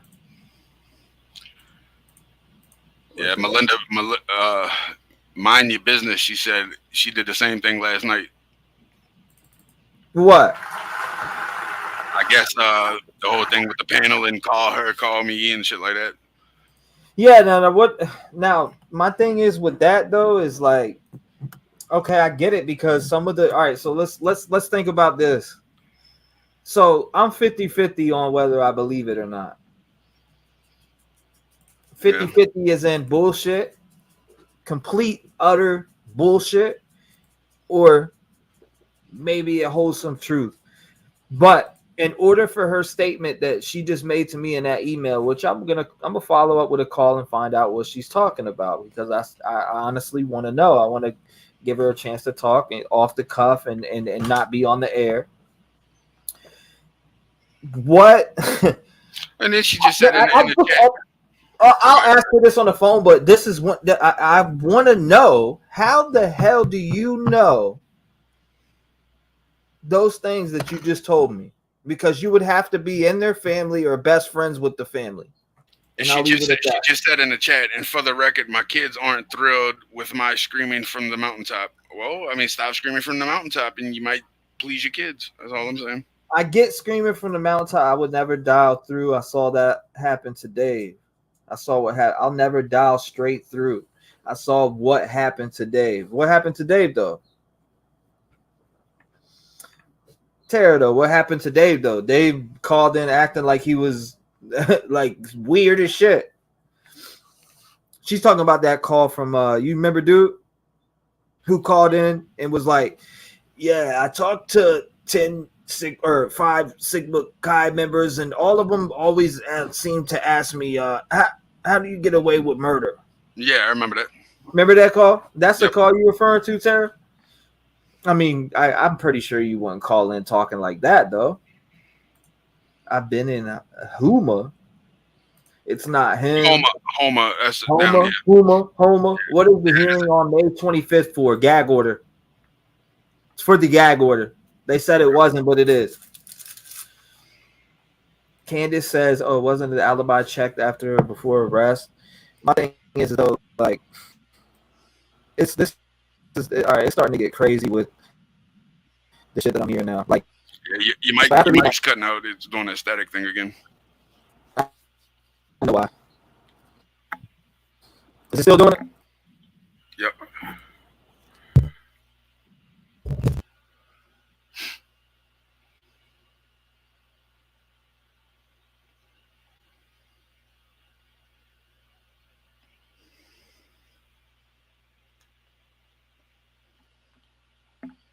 I can't. Can you hear me now? Yep, I can hear you and it's good. Yep.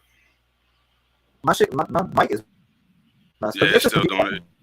Yeah, it's doing it. It seems like it's fast forwarded too. That's crazy. I know what it is.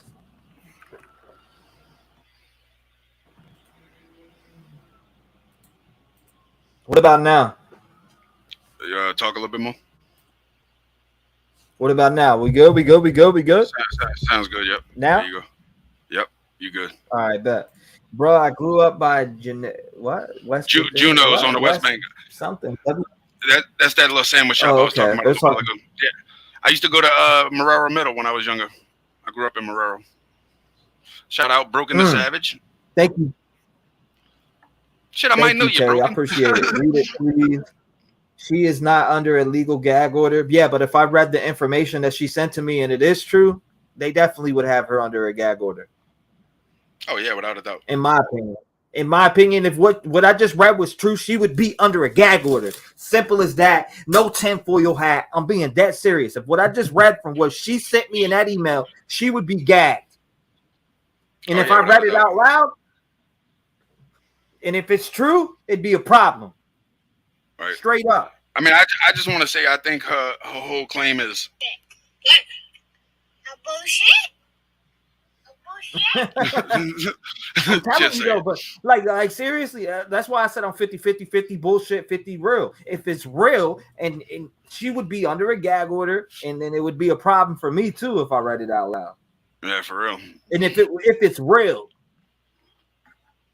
damn thing, it is in the evidence. She says, but if you was under a gag order, you should not be talking. Hence the name gag order. It's not an order. I mean, it's an order. It means you have to do it. They're not asking you to do it. They're telling you shut your fucking mouth. Read, Rev, read. I just got here, but read. It would cause problems, man. If it's real, it would cause problems. If it's fake, it wouldn't do shit. It would just put out another. It just put out another fucking 100 channels going ape shit. Yeah, for real. That's exactly what it would do. Yeah. Other channels would be highlighting, oh, part of T-REV's live where he's wearing this tinfoil hat. He read this one thing and it said, another episode here with Drip Drop, and I'm going to tell you a few things. What we have here is a failure to communicate. If she is gagged, why send it? Prove your receipts. I mean, for real. I agreed. That's a lot of people in the chat are saying that. If what she said is even true, bro, so read it. If what she said, yeah, you keep saying that, but if it is true, then it's a problem. Yeah, for real. Everybody says it's gonna blow your minds, but I don't believe it. See, I'm like I said, more I'm 50-50 because you don't know what's true and you don't know what's false, and you got all these people reaching out to you, and you have some that are real. I've had people reach out to me that I didn't think would ever reach out to me. So I mean, you never know what's what. But if somebody's out here like that, emailing that type of shit to people that really is close to people with that case, Steve Gonsalves, get your lawyer and send them that way ASAP. Yeah, real shit. If this is real and the Gonsalves family is in here right now, I'd like to get this vetted by the Gonsalves family or one of the families that of the email that she just sent me. And I'm not gonna. Yeah, we ain't even got to jump into it. I won't read it. I want it vetted by the Gonsalves family or any families that are part of the victims, because that's how deep that is. That's how deep it is. That's how deep the shit is, bro. Like that's how deep the email is on statements about these victims. She said, "I have contacted the channels with higher numbers to warn the numbers. It ain't about these numbers. Students. 6 more people are dead. 6 more people have died since. Come on, 34. You get you a 10 head. A 10 forehead. It's terrifying, and do not tell anyone, please. That right there lets me know that 34. Have I read it yet? I said I'm 50-50 with it. I'd like to get it vetted by actual Steve Gonsalves. I mean, the way she's crazy. Like, the way she's like, please don't tell nobody. All right, if what she said was true, let's be real. Somebody, all right, say I go to somebody and I'm like, hey, I got news about T-REV, but don't say nothing. What would that indicate? That would indicate I'm telling a goddamn lie. Period. If I'm going behind your back and saying something about you, but I'm telling that person, hey, look, I got this information, but don't say nothing. Come on now. Come on now. Lady Boss Brooklyn. Hey, T-REV Eismick. What's good with you, Lady Boss Brooklyn? Yeah. Mar says, I call bullshit. 34. I believe your information is valid to the best of your knowledge. Happy days 2023. I bet your mind would change if I read the whole shit. Detective John just got on. What's she saying? Who is she? Detective John, I'll send it to you. We'll talk about it. Maybe we could 3-way her. Yeah, I was gonna say send it to me too, but I don't think I want to be a part of what she's saying. Bro, like honestly, if it's true, which I don't know if it's one of these. I just don't see.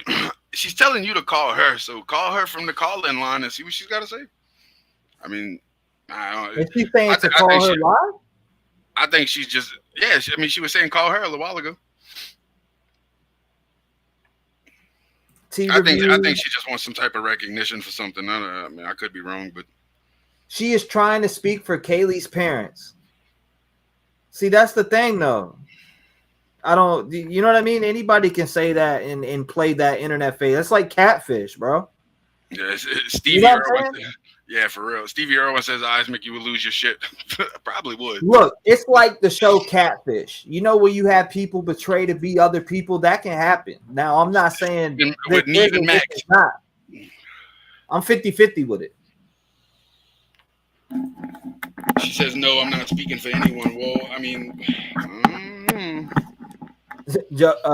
Josie Weaver says, if it's cap, then karma is a bitch. If it's real, then you broke your gag order.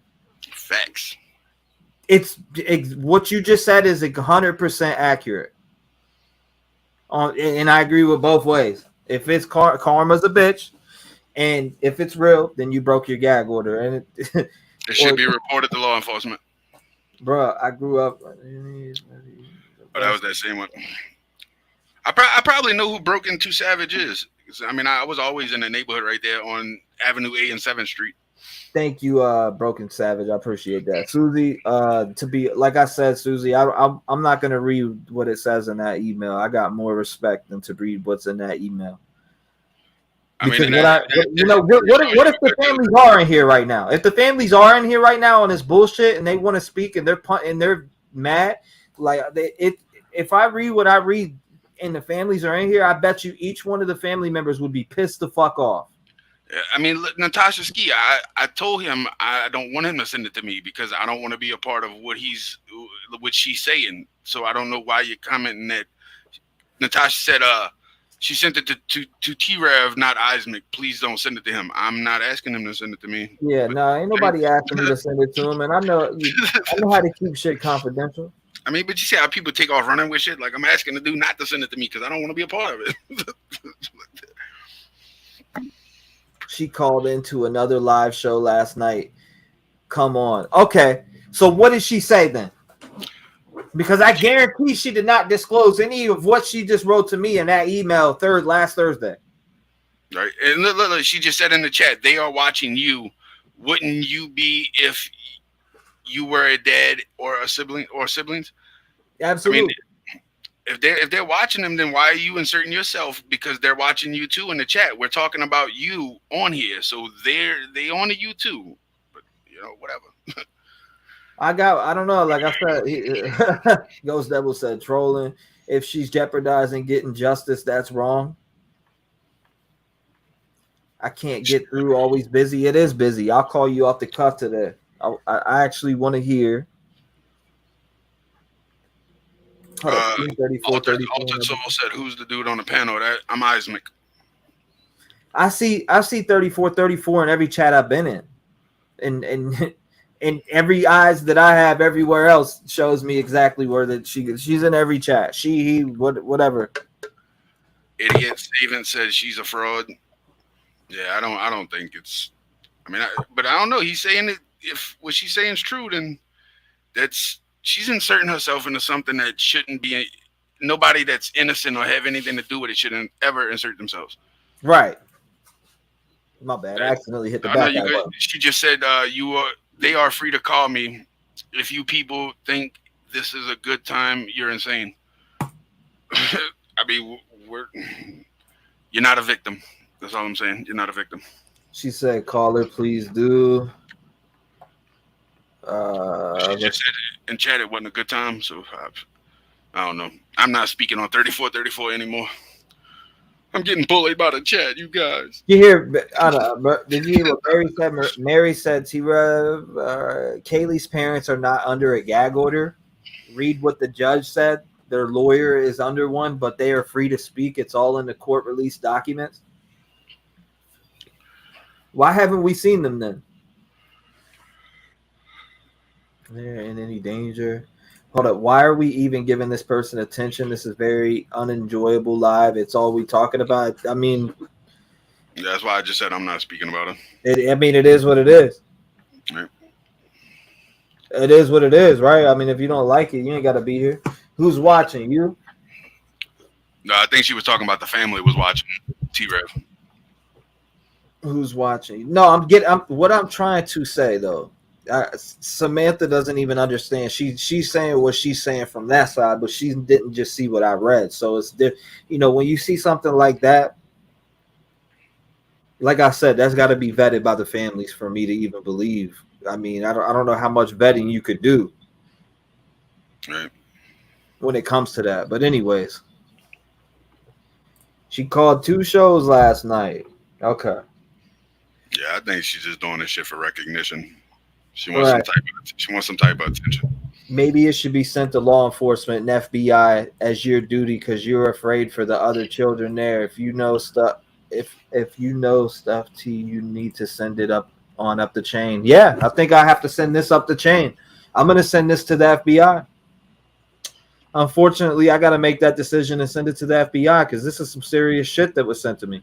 She just said, please remind your viewers that there were more than 3 suspects. What? Maybe it isn't. Maybe one person. Like I said, I'm gonna send this up to the FBI. I think the FBI needs to have this. Facts. She said, "You people, huh?" Yeah, I think the FBI. I think Firefly is right. I think the FBI needs to have this information, and we'll move on from it. Yeah, I agree. But yeah, man. So let's get back to what we were doing. Like I said, I'll take care of that. We'll get to it. But yeah, honestly, part of me thinks this is how the family can get it out legally. Huh? Chronicle of a liver. Oliver. Or Chronicle of Oliver. Who's Chronicle? Who's Chronicle of Oliver? I think they meant Olivia. Oh, man, I'm over here thinking Chronicles of Olivia. I don't know why I said Chronicle of Olivia. I mean, that could be just like an autocorrect. Took some officers down was getting threats. Have you checked to see if any other students have died since? That should be able to find out. Well, I thought somebody else did die, which was what, Emma?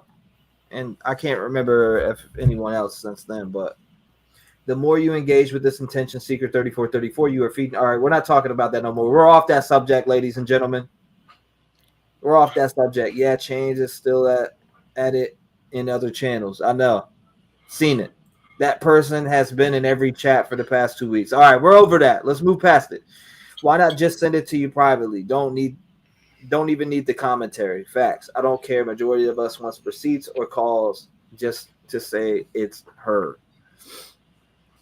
Okay. Yes, that is true. The issue is they can't speak with any representation of a lawyer either. Haters is going to hate. Thank you. I appreciate that. Exactly. Every channel she comes on, I am fed up, Giovanni said. Damn, the people are speaking. They're saying she's on every channel and they're over it. Yep, Bella KO says 3434. Yeah, stop. Yes, you did. You called the Drunken Turkey Show and the Opinionated Idiot. Now you're saying you didn't. What the hell? I mean, that's 2 channels. 1, 2. We came to a conclusion. Nothing for nothing. This 3434 has said lots in chats. I get it. She said a lot today in this chat, but that's over with. Right. As long as y'all keep echoing it, it's gonna get worse and worse. But thank you. Obviously, this chat's not happy with it. It's not that, bro. Like honestly, what's said in there? Like I'll say it for this last time. What's said in there is if it's true, like there's some broken shit up in that motherfucker for real, and it'll devastate people. It'll cause a chain reaction, if you know what I mean. Yeah. She already sent to FBI. We'll find out because I must really send it to the FBI. Yeah, I think Bella, that is a great move. my bad. No, you're good. Go ahead, bro. I was saying, Bella, she said, thank you, Isaac, for reading that. I hate liars. I do too. I formed a whole YouTube channel on it. I'll expose a lie every time. My whole channel is about exposing liars. Man, I honestly, I see some comments I want to respond to pertaining to it. Like it's been vetted by this person and that person. What did they do to vet it? I'm sorry, I have to spit that out. What did they do to vet it? Yeah, Tell me right now in one big sentence what she did to vet this. Because I can show, I could be somebody that goes to that school and my kid goes there and they've been in the same exact class. That doesn't mean you know anything. Facts. And I hate that. I mean, that's just the logistics to it. That's the that's the legitimacy to it, for real. Detective John, where you at? Come up on panel. What's up? Hey, what's up, Detective John? Come on. I fell asleep during the live, but I did hear she was vetted. I mean, what you can hear she's vetted all day, but what was the vetted? So now people want to talk about her being vetted. What vetted her? Yeah, for real. That one of her kids go to the school or what?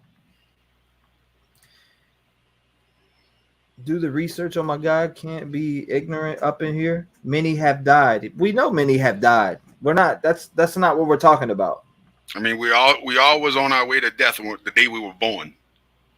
I mean, that's the end game of your life, death. I mean, just when and where is not up to us. You know what I mean?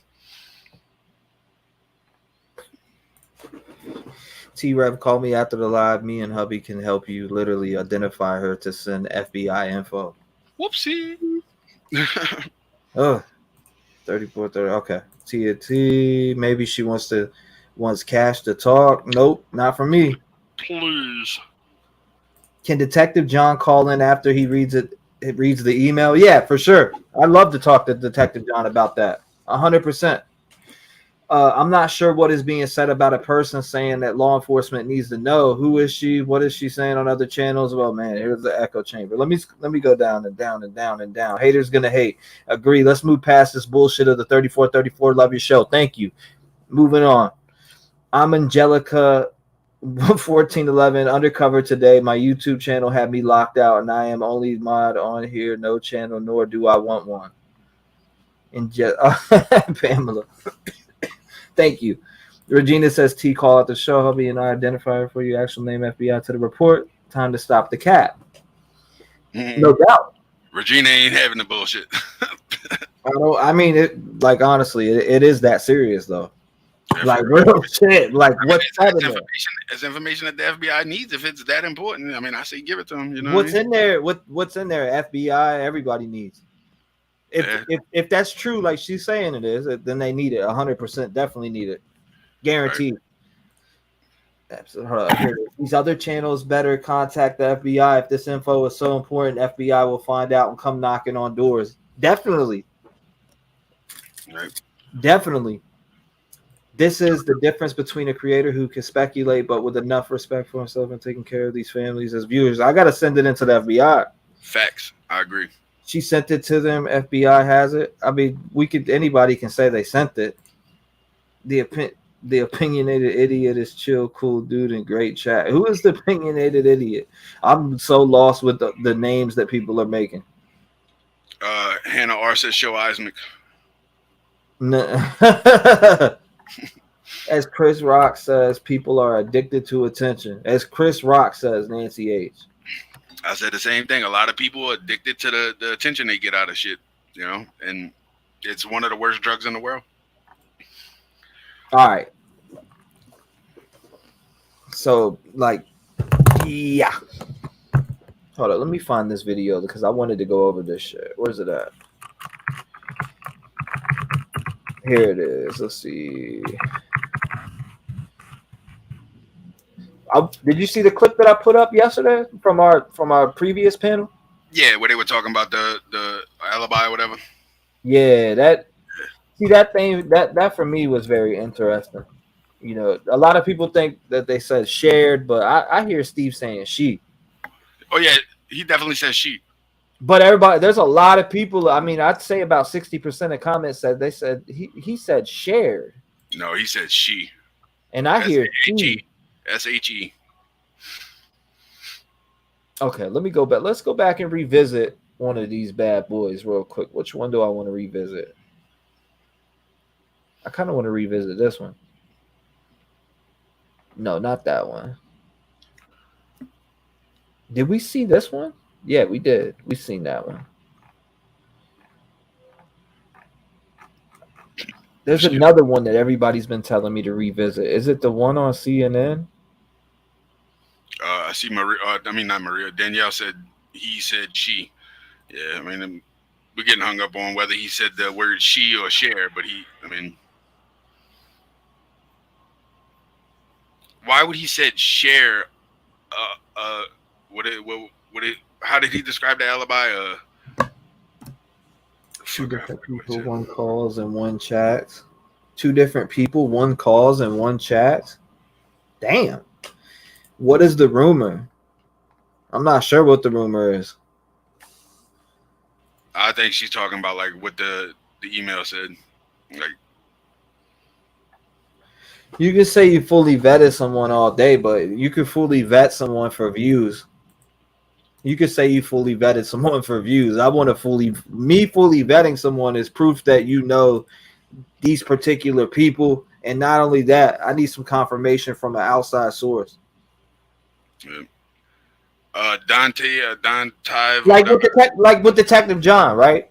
All right, so for instance, this is how I vetted Detective John. Detective John, I need to see that you were a detective. I need you to show me proof.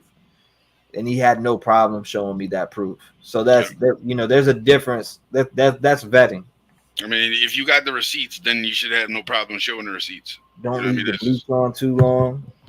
Don't leave the bleach on too long. Sorry, but I heard share, just my ears. I heard share. A lot of people do, and you can't argue with that. People who heard share. I just, I hear she. Listen to her on Opinionated. Oh man, we're still talking about this shit. Okay. We are giving her too much attention. Yeah, no doubt. And we're still going on about it too. Yeah, drop that shit. Even if true, stop channel hopping. Shout out to that comment. I mean, a channel hopper's only in it for the attention. You know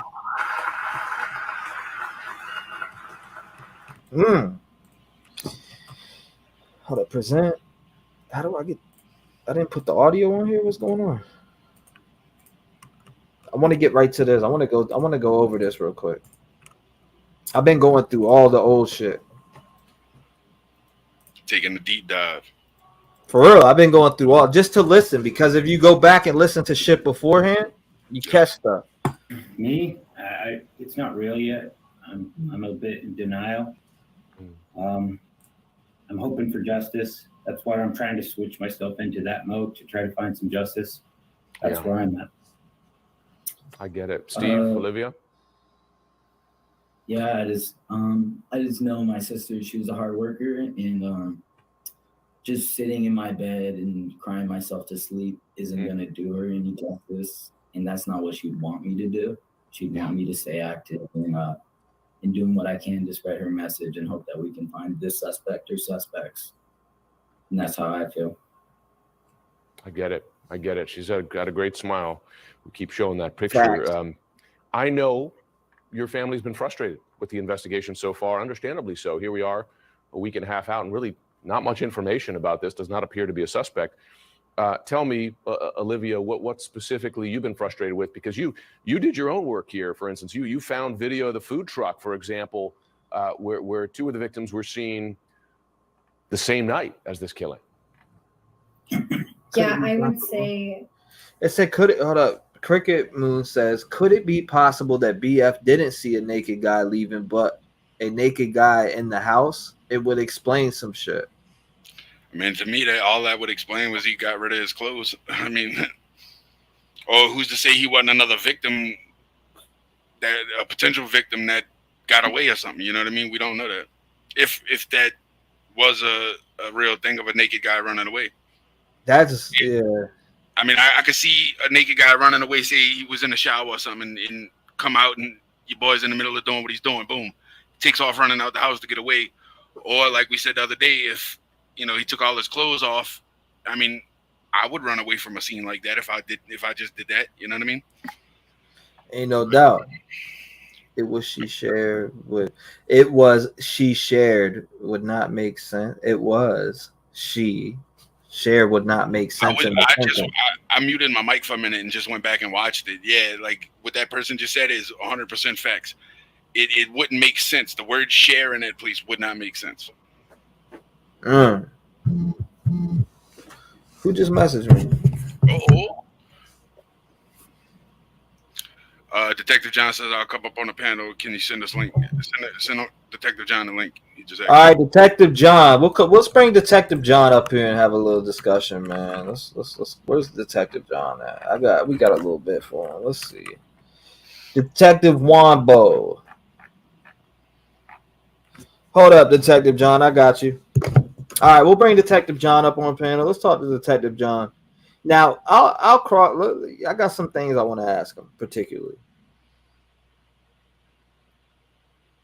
There's a couple things I want to ask Detective John. She just said, just like the opinionated idiot stated doing 2 weeks ago, starting over, relooking, and my purpose, keeping this front page and pressure on and sharing or correcting facts, how justice will be served. I mean, whatever. Bro, like I said, man, what is said here? Matter of fact, how do I say this? Regina, I'm not taking my shirt off.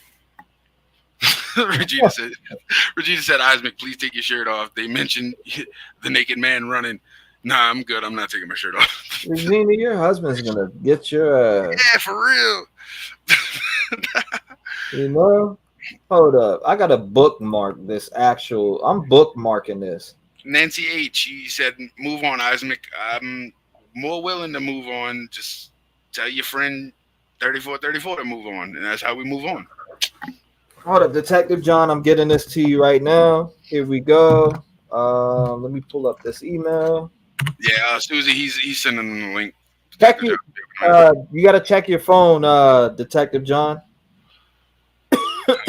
Mar R said, take it off. Nah, I'm good. Melissa said, take it off. See, this ain't a dating show. Stop it. Yeah, take it off. All you're going to see is a bunch of tattoos, but stop it. We ain't here talking about take it off. Jerry Springer passed away. This ain't the Jerry Springer show, people. Shit, download POS. You'll find some take it off. For real shit. Oh, man. Hold up, let me do this. Detective Puff said, ladies are funny. You ladies are funny. So there go Detective John. What up? Oh, that's you, then, Detective John. What's going on? I'm Detective John. Oh, shit. So, T-REV, I want to tell you. I want to tell you that this is a bunch of bullshit. I'm trying to get Detective. Hold on, let me mute. She said, dude in the corner for a minute. Okay, I'll mute my mic, man. No problem. Hold on, I'm trying to get Detective John a freaking invite from the studio, but I can't. What's going on right now?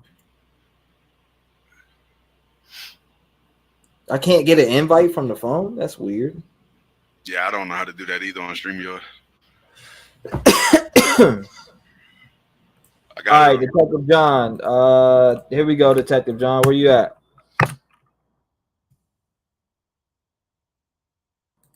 I got you right now. Here it comes, Detective John.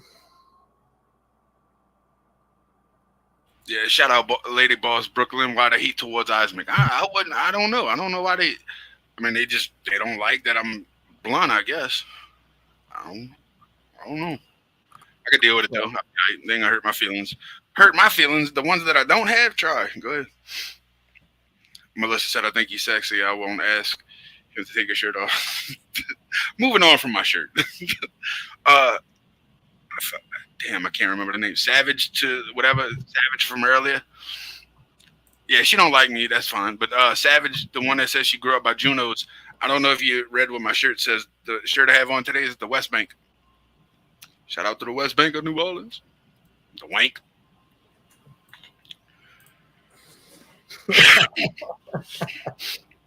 Hold on, let me hit Detective John real quick. All right, here we go. There we go. All right, Detective John, I sent you the link. You got it now. You got it now. Wait, yeah, Johnny. Danielle, she said we all like Osmic over here. I appreciate all the love. Yeah, y'all all sweethearts. He said, am I really the only one chatting, or is this messed up? Yeah, the chat's definitely messed up. You definitely ain't the only one chatting. Wade, Yeah, Johnny, no. exactly. Steffi says, Right. I used to love the South. I mean, that don't do nothing for me. I'm almost Lupa LOL. Nina says, I love Nola. Who that nation? Who that? Now you just busted yourself out, Z. Huh? Which I respect the panel host members. It's easy. Osmic, it's a nice shirt. Make you bank, bro. Let's auction it off. Damn, Regina. You remember Martin, how the TV show? Damn, Gina.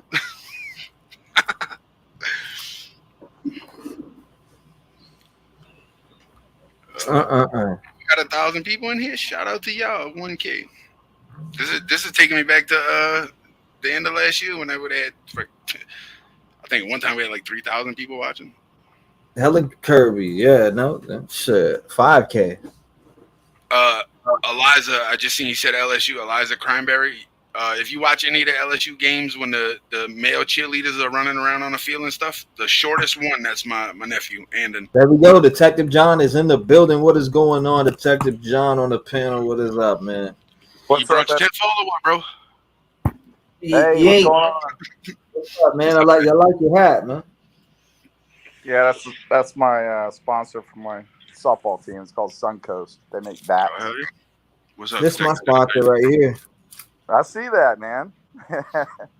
When I was a kid, there was a show called Mr. Martian. He had that little antenna on back too. It's black and white. That's how old I am. Oh, damn. So Detective John, I'm only 35, so I don't know nothing about that. So look, I gotta ask you a question, because what was sent to me from that person in chat, which is a person that I've seen on another channel. I'll be right back. Which the person that they say in there, or I've seen them on another channel on a bigger video that was put out, and they're claiming there's things that are claimed in here that only really the victims' families would know, and if the victims' families knew that, the prosecution knows that, the defense would know that, they would all know these things that are inside this email. So the only way she would really find out is if she's friends with the victims' families. What would you say about that? A person being on YouTube and putting this type of information out and giving me specific things to the investigation, adding in their twist, and then adding in other stuff as far like this. I mean, it's disturbing stuff here. You cut out on part of that. I just kind of chimed in about 15 minutes ago, and so 3434 did post on here that she would actually chat with me on panel. Mm-hmm. Yeah, so I don't even really know what's been said. I heard part of something about bodies being stacked on one another or something.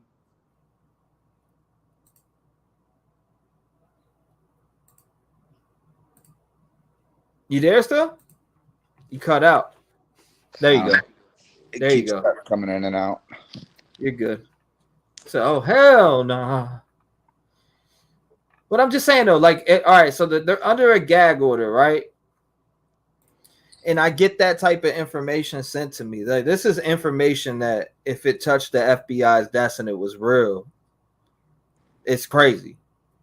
Well, the thing about the gag order is there's no way you can put out a blanket order. That gag order is only going to apply to people that are going to be participating in the trial or the hearings. So is 3434 purporting to be part of the process, or is she just hearing this third-hand information or second-hand information? Do we know? Exactly. Because if that's the case, and she's not part of the process, and she's not under any gag order, and she can talk to us about what she's heard third-hand, it doesn't matter. She's not violating a gag order. If it's something that's alleged and she wants to talk about it, then bring her up on panel and let's talk. I think that'd be a great show. Evidently, she's been on other shows. I don't watch any other shows, so I don't know. Now they called in to some other show, but they wouldn't call in when I had the lines open. So I had the lines open the other day. They didn't call in, and they were in chat throwing around a bunch of different things. But the email is, if I was to read this email out loud, it's too disturbing. Like, I mean, disturbing to the point of they're mentioning specific things inside of the crime scene that happened. That's specific and disturbing. And not only that, it gets even deeper in the disturbance of the email of what's said. Like, it's super disturbing to the point where I got to push it over to the FBI. That's how disturbing it is. Just think about that. That's what you'll have to do then. I mean, you remember Dave, the FBI evidently got a hold of him, and he was pretty pissed. So, I mean, if this person is legit, then she's either gonna shut up or put up. If you send it to the FBI, then they're gonna be contacting that person. Yeah, I mean, it's in there. The email's in there, and her name's in there. So I mean, people can go and look. There is a false narrative we're being given. That's what I think she's trying to dispute. No. Well, I find it hard to believe that the parents would let anything out which could jeopardize any prosecutionary process at all. I mean, if they know anything and they're confident, then they would keep their mouths shut. I don't think there's any point. As a parent myself, I wouldn't put anything out there about how, what kind of condition one of my children were in. There's no way. Yeah, and that's what it is. It's the condition of bodies at the scene, things that were taken off the victims. There's certain details in there that are wrong. So it's I don't know. It just made my stomach roll in circles. If it is true, like you would have to be friends with somebody that viewed the victims to know these things. Like she's saying in the chat right now, 6 more people are dead. Okay, screw the 6 more people, right? Screw the 6 more people. Let's jump into the point that she mentioned things about the crime scene and what happened to the victims. So if it's accurate, then there's only 2 things. There's only one thing here. You know some of the victims and their families, and they told you these things. Or you've seen the autopsy, period.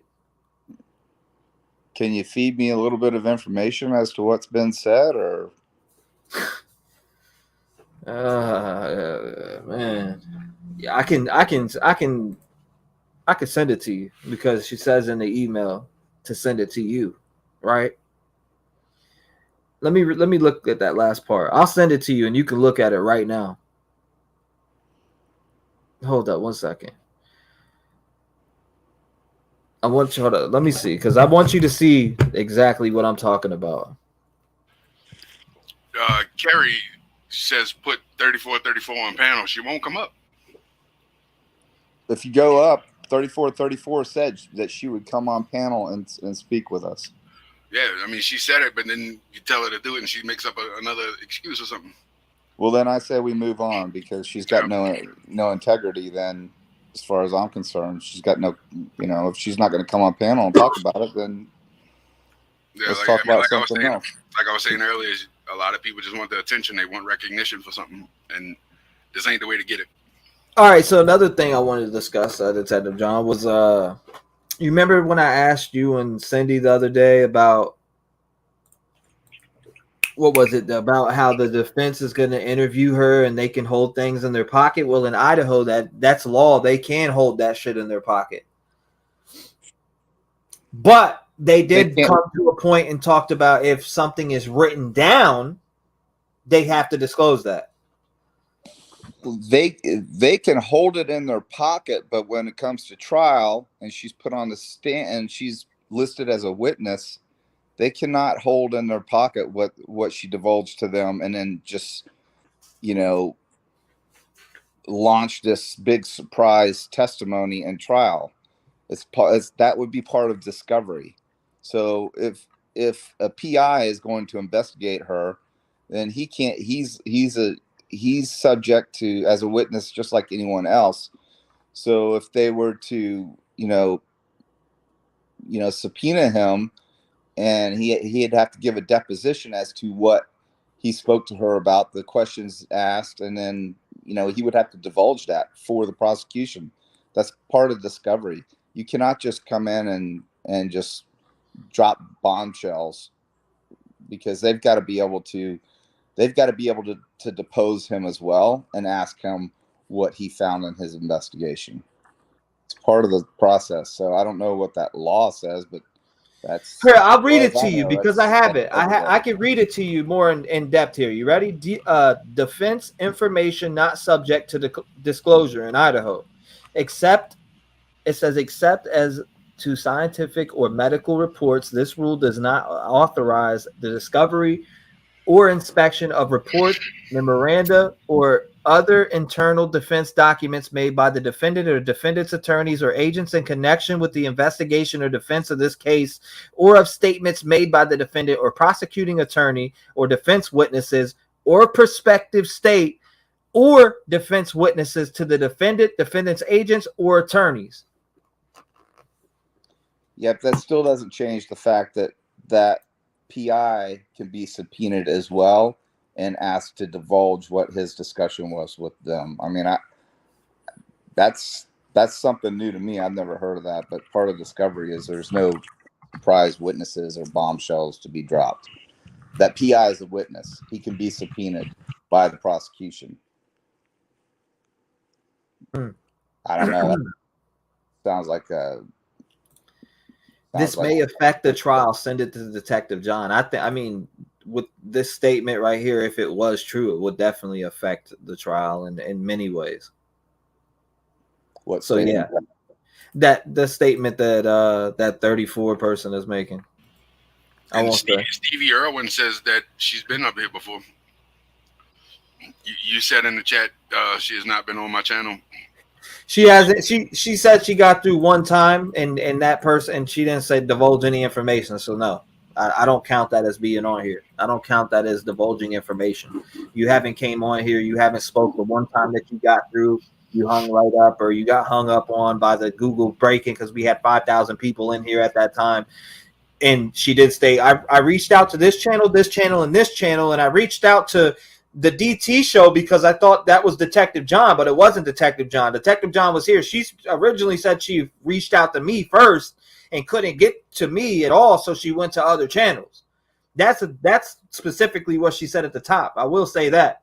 She said she got through to me first, and then Google was so messed up because we had like 5,000 people calling in at the time. She couldn't get through because Google kept hanging up on people. So in general, like I said, she tried to get through to me first, but it never happened. So that's when she got through to Olivia and all, whoever else. You guys. The whole channel hopping thing tells me is just for recognition of something. So without divulging what she sent to you, what is she saying on other panels? I didn't go check. I heard what she said on Olivia's, but what did she say on Olivia's? Just, I mean, I can play it. Play it. That'd be cool. I could play it for sure. Yeah, I think we'd all like to hear it because that's kind of suspect to me. I mean, she could have knowledge, but why be so, vague and secretive? I don't know what the email says either. Right. 1 minute she's in the chat saying this ain't a good time to call her, but if this ain't a good time to call you, then why would you be in chat starting all of this mess? You know what I mean? That sounds familiar to somebody else that was on the other day. Almost the same MO. I mean, hey, Detective John knows what to look for. Oh, good. You said, are you thinking? Is it the person you said that you hit me up and was like, I'll just mention Plant? Yeah. Does that not sound like the same person? What, saying the same type of shit? Yeah. I mean, when Papa Sal was talking about chains, is that the same person? Hey, I can't find that video no more. I think Olivia took it down. that she changed her name. Look at Olivia's email when she was on, and look at her email now. See if it's the same email. No, Olivia is a YouTube channel, and Olivia had this person up on their YouTube channel and dropped a video, talking to her. Procer said, "Why did Olivia delete Kim's video?" Yes. Why is it deleted? Because it's not up no more. Because she vetted it and she figured out it was BS. Whoa. Why is it not up, or am I tripping? I'm going through everything right now. I don't see anything. The plot thickens. I'm going to play the video right now, and I can't find it. So what did the video say? Just kind of cliff note it for me. I'm trying to remember. To be honest with you, hold up. Oh shit! New info on. Hold on. Hey guys, let's skip through here. Let's skip through. Somebody just said she removed the video less than a week later. Why did she remove the video a week later?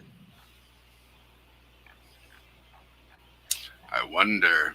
Detective John, I didn't even know that. I went back to go looking just to play it for you, and it's not there no more. That's kind of a telltale sign right there. Yeah. Now she's saying I communicate often with Olivia. She called her Olives. Please. Well, if you go back just a few minutes ago, she said she would come on panel with us and speak to me too. Did you see that? Yeah. Allegedly, what Brittany J said, Olivia took it down because people were pointing out Kim's inconsistencies. Man. So 3434 JJJ, come on up on panel. Let's talk. I'll mute my mic. No problem. She said it's back up. T-REV, just look. Come on now. So she's admitting that that's who that is. She's admitting she's Kim. What's back up? The video? I don't see it. I'm not seeing it. All right, Bryan Kohberger's neighbor tells us about the odd behavior. Bryan Kohberger's former friend speaks exclusive interview. She just said call her. Why is that video not up here? It's not back up. Why are you saying it's back up? It's not up. Stop it. Give her a call. She's asking you to call her. She don't want to sit on hold. Give her a call. Join the panel. Yeah, for real. Yeah, come on up on panel. Ain't no difference. She removed the video like less than a week later. She took it down. Olivia was getting threats because it was bullshit. Olivia said family asked her to take it down. I wonder why. I communicate often with Olives. That's the message I was talking about. She called the Olives. Olivia claimed that she was getting death threats. Olivia took it down because people were pointing out the Kim's inconsistencies. Y'all slow, LOL. Ben knew she was a fraud. Why would it? Let me ask you this: why would anybody give her a death threat? Just ask yourself that. Why would she get death threats? I mean, let's be real. Does that necessitate a death threat? Anything that she said? Yo, she's asking for the link. Send her the link. Send her the link. All right, here we go. I'm going to email you the link. There you go. I'm emailing you the link right now. I just emailed you the link. And y'all 100% have my word. I will mute my mic. While we're doing that, T-REV, do you remember when we were watching the crime scene techs in there, and they were standing, and we could see through the big window right there that they weren't, wearing hair nets or anything, that there's any personal protection devices. Some of them, remember that video that they kept showing over and over again? 1000%. I got it on the computer. Can you put that up? Yeah, I got it on this computer right now. It's right here sitting in front of me. Now that we've got a better layout of the house, they spent an awful lot of time there. If that is the kitchen or a common area, then that would tell me that there's a lot of evidence right there in that specific area that they're focusing on. Could it be bodies or a body or bodies? I mean, maybe there are bodies piled up on top of one another. I want to see that part where we see the crime scene text. And now that we know better of the layout of the house, looking through that window, what part of the house is that? That right there is the hallway to where Xana and Ethan were, right where they're standing, right there. That is the hallway. That's the hallway at the bottom of the stairs. Right there. That you see that little thing right here? I'll pause it back right here. That right there. Come on, let's go back over to here, right? This is exactly what I was looking for. So is that right at the bottom of the stairs? Let's get to the right part because I want to show. Okay, that's the top of the stairs right here. Look, this is where you would come up the stairs from the front door. See that right here? Right. That's where you would come upstairs, and that's the hallway to go right to Ethan and Xana's room. So that's telling me that there's probably as much time as they spent outside that bedroom door. There's a body outside of that door or bodies, because they spent. I mean, there was hours of footage of them, or not hours, but several minutes of footage of them in this specific area for a long time, stepping over, stepping around, bending over, taking photos. That's telling me that there's a body outside. Can you hear me? Is that you, 34? Yeah, I can hear you. There's 34 right there. You got a little bit of an echo. Just turn down the stream and you'll be good. I have to turn off my TV. Yeah. Hold on. Yeah, hold on a second. Yeah, I can hear you. There's 34 right there. You got a little bit of an echo. Just turn down the stream and you'll be good. I have to turn off my All right. There we go. Hey, 34, Ask 34. away. I don't recognize your voice, so. Hey, what's up? You don't have to. Okay. What's What up, though? Now, you and Detective John can have a conversation. Let's go. So I originally called you to speak with you, the detective, because I had questions, real concerns. And it was like December, and I can send you those receipts if you want my phone records. I have sent you everything. I trust that you will not share what I have sent you. Besides the fact it's the things nightmares are made of, it's heart-wrenching. I'm not here for anything other than the fact that our children are not safe there.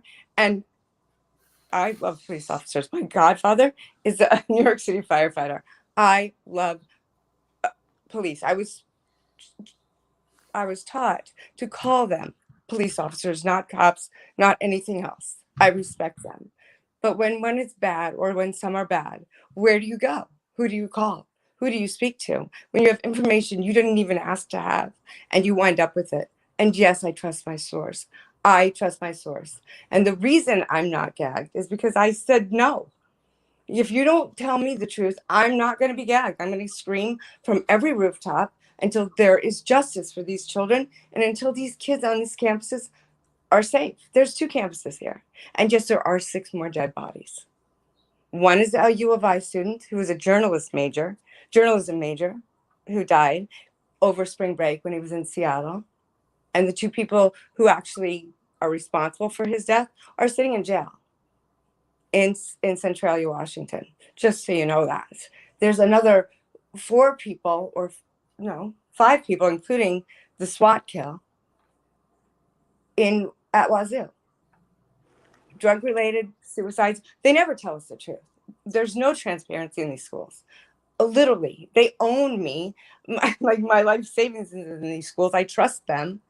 And my kid just wants to graduate from there. Yes, I moved 2 of my students. They're not going to school there anymore. But these kids are walking around like they're safe and they're not. I'm here because these kids aren't safe, and justice will not be served until every single one of these people involved is adjudicated and is in prison or whatever happens to them. I don't know if Kohberger did it. I do not know that. I don't know he did. I don't know he didn't. But if he's my kid, I'm going to say to him, what are you doing? Like, why are you even being considered for this crime? He had to put himself out there, right? Right. Something So you're saying that Kohberger is not our guy? Is that what you're saying? Or is you saying I'm not saying he is or he isn't. That information I don't know. I do know information that I have given to law enforcement, and I've just now only called the FBI in Virginia because the truth is I do not trust law enforcement, and it's a really uncomfortable way to feel. To feel like I can't trust law enforcement in Pullman or in Moscow is really hard. I mean, it's just goes against everything I believe, who I am as a person. But they're not being honest. They're not being transparent. The kids know what's going on. The kids are terrified. When my daughter said to me, "Stitches get stitches," that to me is terrifying. Snitches get stitches. That's what my daughter said to me. This girl who grew up in this upper middle class home doesn't like where this isn't a thing. It's something she grew up with, right? It's not crime where we live, or she wouldn't know these kind of things. Why does my daughter know this now? Snitches get stitches. And one of the alibis was supposed to be in the same place I was, because it was Parents' Week and it was Wazoo, and wasn't there. So what does that tell you? I don't know if I'm. Can you kind of start from the beginning, because I kind of came into this and I'm out there a little bit. I don't understand where you're coming from. So what are you alleging that you heard or saw or someone told you? Just kind of cliff note it for me so I can. Okay, I will try. Okay. Because I'm a little wound up, and the dude in the corner. I'm sorry if I was rude to you. I didn't mean to be rude to you. It just struck a chord this morning, so I apologize for that. You owe me no apology. It's okay. And so it was Parents' Weekend. We have students over at Washington State. Obviously, people know that. And we get an alert on our phone around 5 o'clock or so, 4 o'clock maybe, about the kids being gone. I immediately call one child. My husband immediately calls the other two. And they knew at 10 a.m. I'm like, how did you know? We knew. We just knew. And I really can't say publicly this part of it, honestly. And I know that frustrates people. I'm not being coy. I'm not looking for attention. I just really can't say that because it might compromise things. I could tell you, detective, this because you're a detective, but I can't just share it publicly with the world. That's not good for the case. I understand that. So I'm not trying to interrupt you. Am I referring to 3434, or do you have a first name you want to give, or no? No, I definitely do. And you know what? Obviously, people think they know who I am, but I'm not going to do that. No, I don't. You would walk by me and not even know who I'm not looking for notoriety. All right. And I'm not. We already have eyes on my child. So you have children at WSU. I recognize your voice. You're from the video I was looking for. That's not there, correct? It's not there, but it's not because Kaylee's parents wanted it down. It's truly because people were threatening to harm her. People have threatened to harm everybody. This is not safe. Okay, so let me back up a little bit here. So if I'm understanding this right, you have children that go to WSU. Correct. I did have 3, but now I have 1, and she walks in a few days. So what you're saying is at 10 a.m. on the morning of the homicides, at 10 a.m. before anyone else knew, that your children knew and some other students knew about the homicides. Correct. So the phone calls that allegedly went out from the survivors could have, or social media could have got out to any of them. So yeah, they would know about it before the police even knew about it. Is that what you're alleging? Okay. Yes, correct. And then I did call the FBI immediately. Okay. Now you said all right. So a lot of people in chat are saying you said you were there on the 13th. I was there. It was Parents' Weekend. Okay. And the reason my daughter didn't tell me right away is because she loves school. She loves college. And she knows I would have put her ass in the car and taken her home. Like it wouldn't even have been a question at that moment. Is there an invite or an email that went out to you inviting you to Parents' Day? Well, I think or T-REV, can you look that up? Go to Washington State's website and look up when Parent Day was. And you have my daughter's name and you have my full name, right? And please, I'd ask you not to share it, but feel free to go through. No, I'm not going to share it. You asked me not to. I'm not. Yeah. And I sent the things I sent to you privately because, well, first of all, they're horrifying. I get that. How could I even make that up? Like, how could I even make that up? And I don't think that all of the family members know about it. I only know about it because the kids talk and the kids are terrified. But they're not terrified to not misbehaving or going out and being feral kittens out there in the bars. They're still going out. So let me ask you this. The video that I had T-REV pull up where the good vibes sign is, without telling us what you put in the email, am I onto something right there where there could possibly be not a body, but bodies? Yeah. So where is that good vibes? Where is that sign at, T-REV? Well, I don't actually. Right there. So I think is it right outside the kitchen? My assumption. I'm thinking that's that area that they spend a lot of time in. Is that where that is, T-REV? Okay, so you come up the stairs right here, and you go down this hallway. Is Xana and Ethan where Xana and Ethan were? You walk past where they're standing right here, straight, and you pass the good vibe sign. Dylan's room's to the left, kitchen to the right, stairs to go upstairs to go to where Maddie and Xana were. Or I'm sorry, Maddie and Kaylee. So that's probably, if I've got this right, that's probably the hallway in between the rooms going toward the stairs and the kitchen. Am I right? Right. And yes, and there was somebody so I don't know that I can say it. If you're not under a gag order, then you can say whatever you want to say. Yeah, but I don't feel like I should think. I know, but I still also have, like a brain and a conscience. And I don't know if I should say out loud.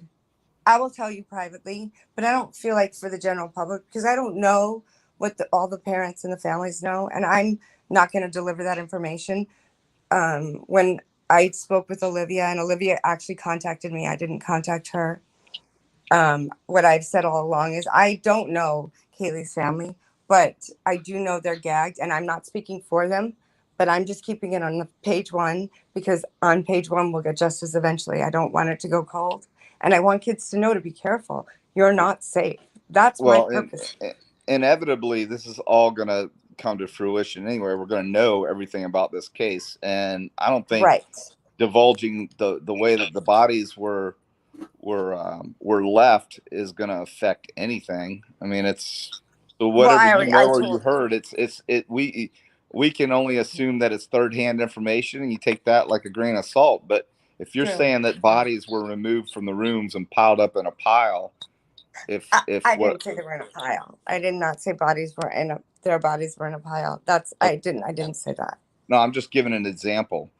Right. Okay. So from what you heard, third hand from so-and-so's cousin, brother, sister, mother, whoever.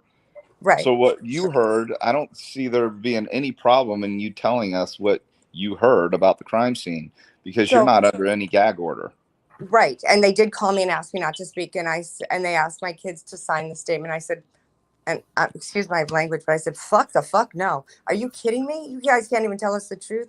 You can't be transparent with us. I'm not signing a gag order. I'm going to continue talking until you are transparent and honest and let us know that these kids are safe, because they know there was more than one person there. Can you refuse to sign a gag order? Yeah. I don't know. I did. They didn't. It wasn't in writing that they sent me. They just called. What do you mean you don't? Who is they? Detective John, can you refuse to sign a gag order? Well, if you're not part of the process, then you shouldn't even be subject to gag order. If she's not a witness. My information is in the evidence, and here's the problem. That's what I was telling you, Detective John. The things that she told me would be only known to people who know what the evidence is. It's in the evidence. Gag orders are a very fine line because it's impinging on free speech. If it's going to affect the outcome of a trial, then a judge could try to hammer you on it. But I'm telling you right now, gag orders don't hold up a lot in court. Right. When a gag order is specifically used for the most part is in civil cases when you have a judgment against you or you reach some kind of an agreement. Say I'm suing you for $500,000 for whatever, and you're the owner of a business and you agree to settle that case with me for an undisclosed amount. Let's say it's $450,000. But under the stipulations of that, you agree as a gag order never to discuss it with anyone. And if it's found out that you did, then I can come back as the owner of the business and sue you and recoup my money.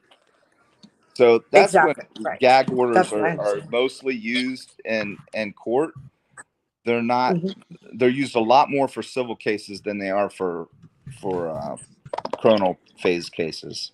And I will tell you, these Greek kids, because I have some on Greek, they have signed NDAs. It's part of it. They're not allowed to speak. Stitches get stitches, and my blood ran cold when my kid said that.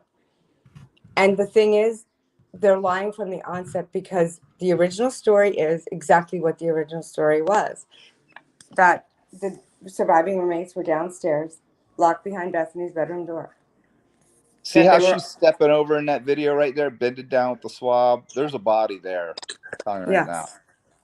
There's a body right there where she is. I don't ever think that they intended for Ethan to die. I think that I might as well.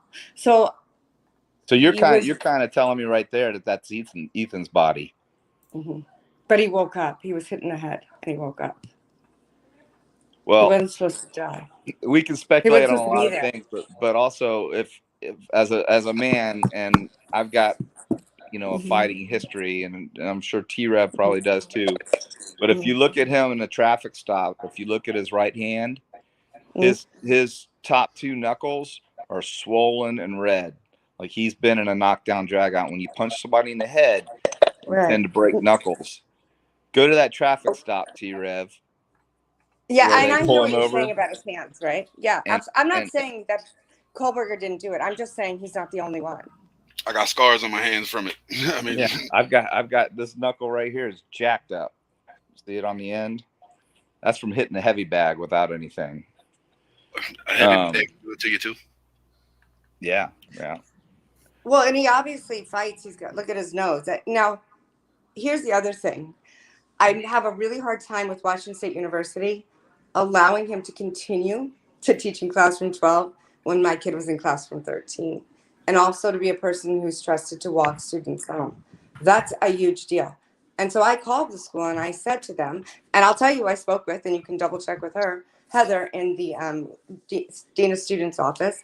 And I asked her, I said, who's vetting the TA? How did you even hire him? And they said, we're in a meeting right now trying to figure out how we're going to handle this. Now, he had been arrested already. He was not fired prior to that.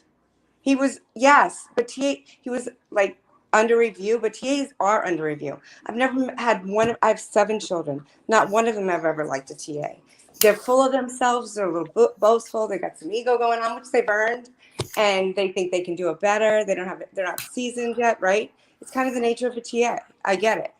He had changed his whole way of grading or whatever, and interacting with students, perhaps because he listened to his advisor, or perhaps not. Perhaps it was just because he,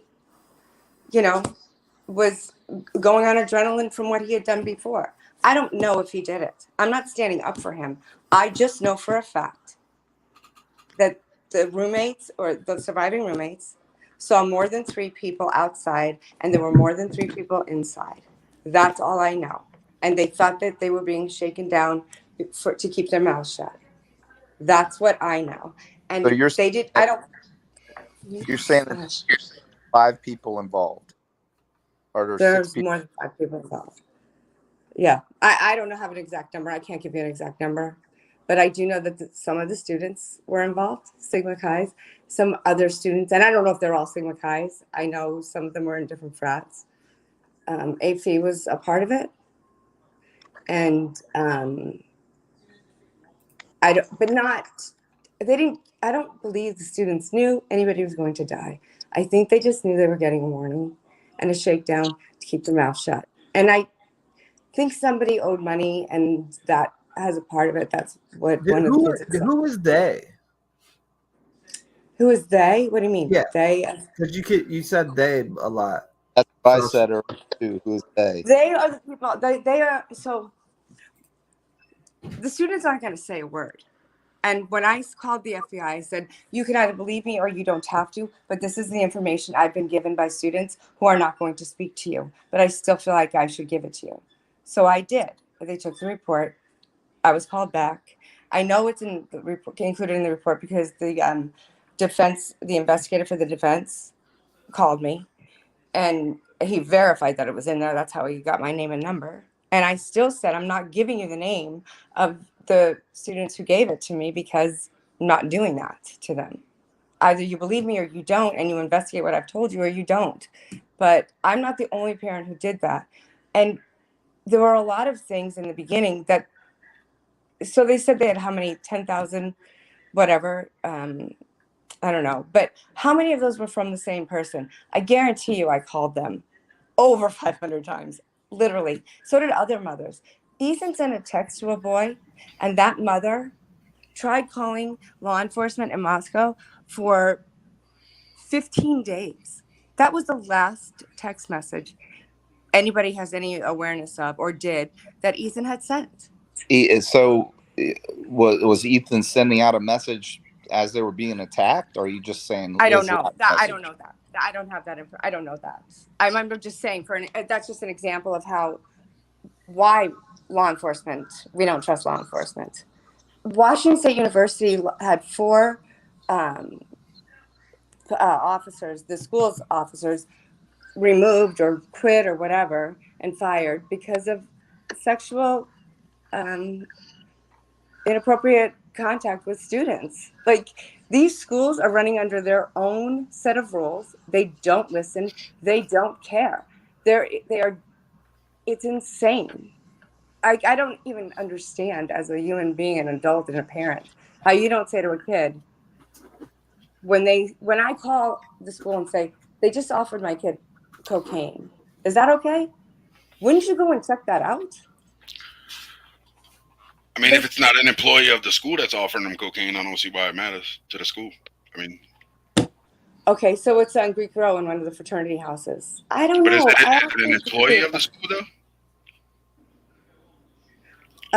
No, actually not. But But isn't there a code of conduct? Can I ask you a question? And I'm not going to divulge what you said, but inside of the email you stated something was taken. I'm not even going to say what it was. But I know. You know what I'm talking about? How do you know that? Exactly what you're talking about. How do you know that? Now, that's all I want to ask. Through students. Okay. All right. Well, here's what I'm gonna say. And there's more than one weapon, so that we're chasing down a knife that goes in a sheath. That probably there was more than one weapon. There's all kinds of rumors that start after homicides like of this nature. I mean, you're chasing bad leads, bad info all the time. People start this rumor, gossip. Oh my God, he cut his penis off. He cut the breast off. He did this. He did that.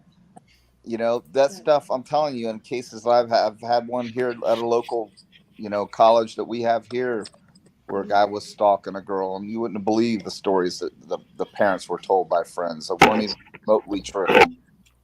So, I mean, I just don't understand why you are so afraid. And I'm just going to be candid with you. I find it hard to believe that your story, because it's just kind of out there. It doesn't make any sense to me. It just sounds like a bunch of gossip to me. I mean, there could be some truth to it, but what is motivating you to come forward and even talk if you can't tell us anything? Right. Well, okay, so because I think that the kids all think that they arrested him, he's good. A lot of the students think that, except for the students who know that there were more than one person. So I think that false sense of safety is a huge problem and very scary for me, and also for justice to be served. If only one person goes to prison for this or gets whatever happens to him for this, then others walk again and more people die. 6 more people have died between the 2 campuses since the 4. And kids keep dying. Well, kids die all the time. I mean, everybody dies. That doesn't mean it's related I to get this. it, but not like that. Do you not think that's an unusually So you know of other kids that have been hacked or stabbed to death with the same MO as this case? You know of cases right now. Overdose. They're all crime overdoses. Well, this wasn't an That's what I'm asking you, because we haven't heard about any. Right now for killing the U of I journalist who knew too much. They're killing kids who know too much. Kaylee, I don't think Kaylee was being stalked. I think she was picking Kohberger's brain, and maybe he is a weirdo. Maybe he did do this. I don't know. But she was a little sleuth. She was a super sleuth. She was. If you ask anybody, that was kind of her thing. And I do know one of her very good friends. I don't know these kids personally. There's tons of kids. My kid goes to a different school, but she also goes to school with one of the victim's siblings. So I do know things. And can I ask you this question? Is one of the people that told you any of that information ever called into my show before after Detective John addressed? I don't know. No, I don't know that. I wouldn't know that. You know what I'm talking about, Detective John? You cut out right there. What were you asking? I'm sorry. Remember we had somebody you addressed. All I have to do is say one word and you'll remember. Brokeback. Right. Oh, remember David? They didn't really call in, but they definitely hit me from their legit Facebook account. What did you say his name was? Brokeback? Yeah, it was just a theory. I'm not even gonna mention his name, but it's still on live. It's still on one of my lives right now. I will look, but I think it's probably Sigma Chi guy. And these kids' parents are connected, very well connected. And can I just also say this? Not all kids who are in Greek are privileged. I mean, yes, a lot of them are, but they're not. These drug dealers aren't on Greek Row because they have more money. They're there because they know they need to keep their mouths shut, because they know they're not allowed to speak. It's like a steel trap. Let me ask you, why kids today do not keep their mouths shut? There's too many avenues for them to speak. We're not getting anything remotely close to what you're saying leaked out anywhere. And the snitches get stitches bit. Are you alleging that if they speak that the police are going to come beat them up or hurt them or harm them in some way? Or are you saying there's another entity some drug dealer or something that's going to come after them? Which are you alleging here? Because you're all over the place. I'm trying to hammer you down here. There's a lot to, yes, and I appreciate that. There's a lot to unpack. So do I think, well, let me start here with that answer. If you go back and look at Kaylee with Officer Payne, when Hunter was circling around her about the noise complaint, watch her body language. That's what I would suggest doing. And then you tell me what you think. And you're talking about when he had the zip ties on his wrists when they're doing the drinking game? Well, I don't know what they were. Well, the noise complaint. It was a noise complaint. She was in the orange dress. And they were out on the back patio, and he's got zip ties on his wrists. It's a common drinking game. Right, and I know that college students do. Right, right. But Kaylee, who is always open and is always gracious from everything we've ever seen or heard about her, right? She was in that encounter with the law enforcement as well. She was very professional, very, very. She was professional. She was obedient. she was very, very, very nice, Respectful? very sweet, very respectful. Go back The and look at it officer again was and very. compare it. I did watch it. I just watched it the other day because Okay. I picked up before when I said that the foundation had blood running down it. That's a good video to confirm that was blood because that was prior to the incident, and you can see in the background that same area, and there is no blood. So Is that is the same definitely area, blood. or is that in the front of the house? No, it's off the back porch where there were the sliders, but you can see in the background, you can see that same area that has the blood running down the foundation that seeped in through the walls down the foundation. Family weekend So I at went back and looked at WSU was that. So that weekend. I watched So that I video respect you and your opinion, and I just respectfully disagree with you that her body language was, I think, so. And I think it was totally normal. I think her body language was totally normal. There's nothing about her. She wasn't shaking. She wasn't doing it. She was totally fine. She was used to it. They get noise complaints all the time. You can tell she was used to it. People want to know in chat why aren't the things that you were claiming that put out in proof in these chats, why aren't you speaking it on the panel? Aren't I right now? I mean, not no, really. Because you're not telling me anything really. I mean, I'm trying to be open-minded with you and wrap my head around what you're saying, but you're dancing all over the place. So I'm gonna ask you some questions. Let me ask you some questions. Perfect. So okay, so was there more than one according to the info and the intel that you have, was there more than one suspect? Is there more than one perpetrator here? Yes. Yes or no? So is there 3? Is there 2? Is there 5? Is there 6? How many more suspects do we have out there that are not in custody? So because nobody's been accused, nobody's been convicted of the crime, I would say I know the number that I heard was 3 people were outside, there was 3 inside, and then there were more people after that inside. And I don't have a number for that. So there were 3 people basically watching as lookouts, is what you're saying, on the outside, and there were at least 2 or 3 more inside committing these offenses? Mm-hmm. Correct. Okay, and why is that not gotten out? Yeah, for real.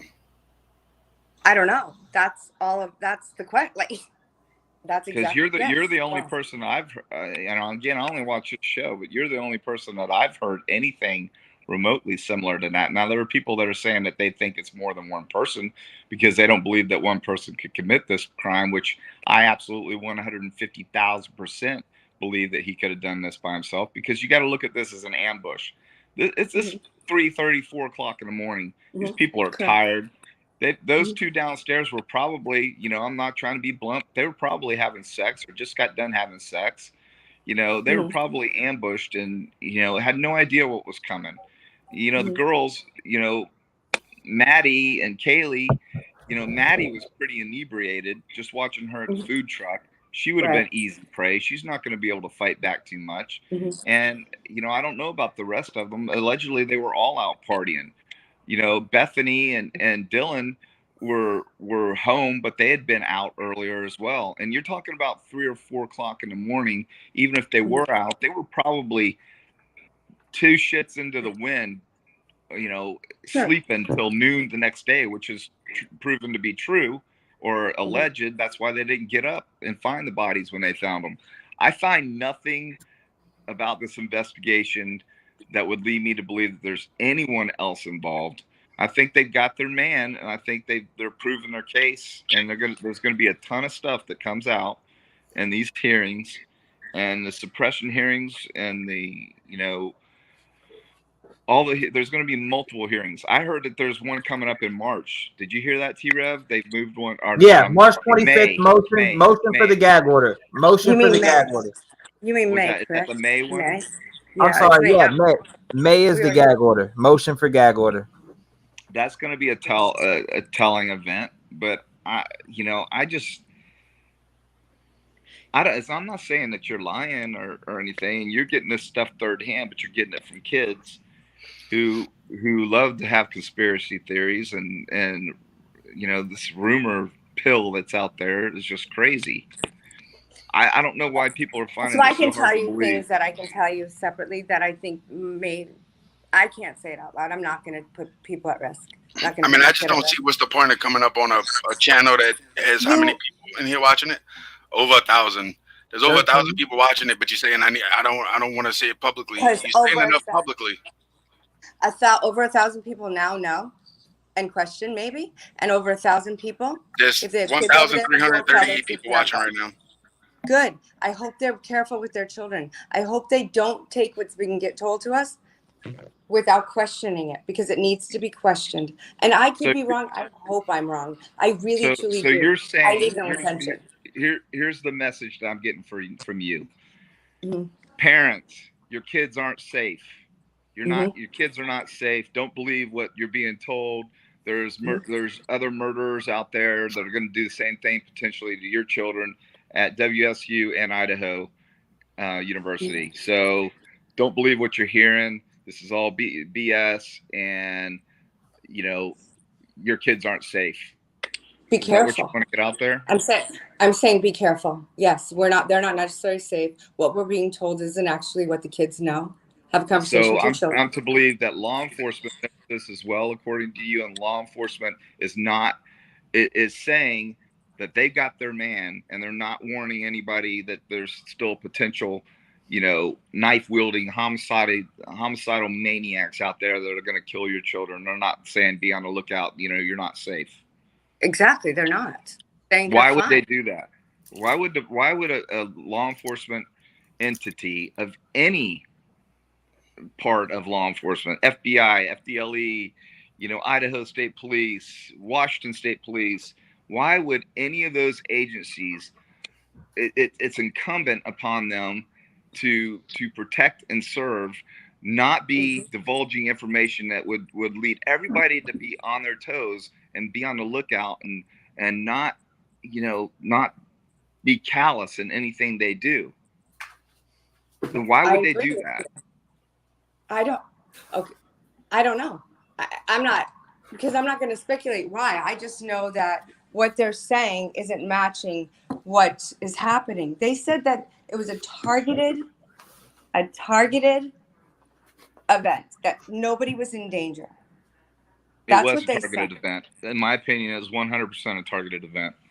I think it was probably targeted. Yes, it was targeted to somebody to keep their mouths shut. I think that's what the kids think, is that you don't say anything. I don't think these kids did anything wrong. I think they were naive and they trusted people. And I think they just kind of fell into it. I think a few kids did something very, very wrong. And I'm going to use my keen spidey sense and a lot of time in law enforcement and call BS on this whole thing. I think somebody's feeding you with a bunch of lines of BS and you're believing it, or I don't know, but not to believe I'm not them. buying. They haven't lied. R said all of your information was on 4chan. On what? 4chan, the website. I don't even know what you're talking about. Somebody in chat that's asked a caller, what do the kids know? Why are they in danger? What is going on? Please be straightforward. That's what I'm not going to. Those are the things that I can't tell you, because then I put kids at risk. Without saying their names? Everybody knows it's Greek Row. These kids are on Greek Row. All these kids are on Greek Row. Yeah. There's been threats. People have been threatened. Families have been threatened. I'm telling you this for no other reason than to warn people. And to get justice, because these parents and these families deserve it. They deserve justice. It could have been my kid. Could have been any of our kids. I think they're going to get. But hold up, somebody asked also. Wait, I thought you just said Kohberger had help in another one of your stories, Kim. You said your daughter was friends with these kids. Hold on a minute. No, that never said that. Show me where I said that. Show me where I said that. I did not say that. People I can think miss. the email needs to be read. There were three accomplices outside and possibly another three inside with him. That's what you said. And that came directly from the surviving roommates who were locked in Bethany's bedroom on the first floor and knew the kids were being shaken down. They did not know they would be killed. That's what I believe. Okay, so based on what you know, what is your theory as to why Bethany or Dylan didn't call 911? So let's cut to the chase. What did you hear the reason was why they didn't call 911? Well, I have to tell you, I still ask my child that. Why not? Like, and this is the response I got when I asked my child, why not? Why didn't they call 911? Like, what the fuck? Why didn't they call 911? The response was, I don't know, Mom, because it was a party house, and I don't know. It was just a party house. I don't know. That's where they deal drugs. That's where you get drugs. I don't know, Mom. I'm like, have you been there? She said no, and I'm like, I don't know, but we'll double check that later. And so I don't know. That's what several kids from our local area who go to school there, same thing. We don't know why they didn't call 911. We don't know why they didn't call 911. So why wouldn't these kids be? I'm sure they're following T-REV and all these other crime shows. Why wouldn't anybody else be divulging the information that you allegedly have? I don't understand why. I can guarantee you, any students that are following you are probably involved in no more than and need to say something. That's what I can tell you. And those kids, if you kids are out there and you're listening, you are safer if you go to the police together than you are by not going. But do you not? What though? What are they going to go to the police? I don't understand what. So tell them what really happened. The they know what happened. These kids know what happened. They know why. They know what happened, and they know what it's about. And it's not just one crime; it's parallel crimes. And I didn't even know that. Give me an example of a parallel crime. You're welcome, Alan. Okay, it's well, you know that, like, it's drugs. It's definitely dealing drugs in there, and the money. There's laundering of money in there, and there's also a fans only. You know what money laundering is? No, why not really. Hold on. Now you're talking about money laundering. Why was that information divulged to me by somebody else that was in my shit? I don't know. I have no idea. Christy Gonsalves is I don't even know what it is. I just think it's when you. Okay, Christy you know what Gonsalves, that was made to me by somebody that used to be a member on my channel, and they would say, I have receipts. They sent me a bunch of shit, and it was all stuff that I got on the 7 different paid websites that I have memberships on that I could search shit on. It was all information like that. They're saying Gonsalves is money laundering, is what they were saying allegedly. The legal term for money laundering is RICO, which is racketeering. So you have to have 2 or more people conspiring together to, like a drug dealer, to bring money in, to take money and spend it elsewhere, or to money in and out. That's what they went after the mafia for. That's why the FBI came out. Hoover came out with the racketeering, the RICO charge, to go after the mafia. But I highly doubt there's money laundering. I'm sure there was probably some dope moving in and out of there because it's a college town. They're buying weed. They might be getting some X. They might be getting, all kinds of stuff. But to call this a drug-related hit is just kind of beyond me. I mean, I don't see that. I think it's pretty simple. I mean, based on everything that we know, which is very little, it looks like it is what it is. I mean, it looks pretty clear to me what it is. To me, it's probably an infatuation, and he was following those girls on social media. Kaylee was leaving and going to Texas the next day. This is his last opportunity to do what he's wanted to do. That's why he messed up. He made all these mistakes because he didn't plan on doing it that night. I think that communication that Maddie sent out saying that she was gone after tonight, I think that he just acted. He was spontaneous. He messed up. He made tons of mistakes, and he was jacked. He's probably on drugs, but to insinuate that he couldn't do this by himself on 3 girls and 1 guy at 3:30, 4 o'clock in the morning when they're inebriated and probably half asleep. He ambushed them. That's why it was so easy. So then why Somebody didn't they thought. call 911? Why did the girls not call 911? Why didn't the girls call 911 then? Because he ambushed no, them. and I have another question for you, Ken, and I've been thinking about it. So in general, you okay? It's okay. No. In general, how are you hearing these things from on a WSU side and not? I mean, do you have somebody that goes to the Idaho side or? What?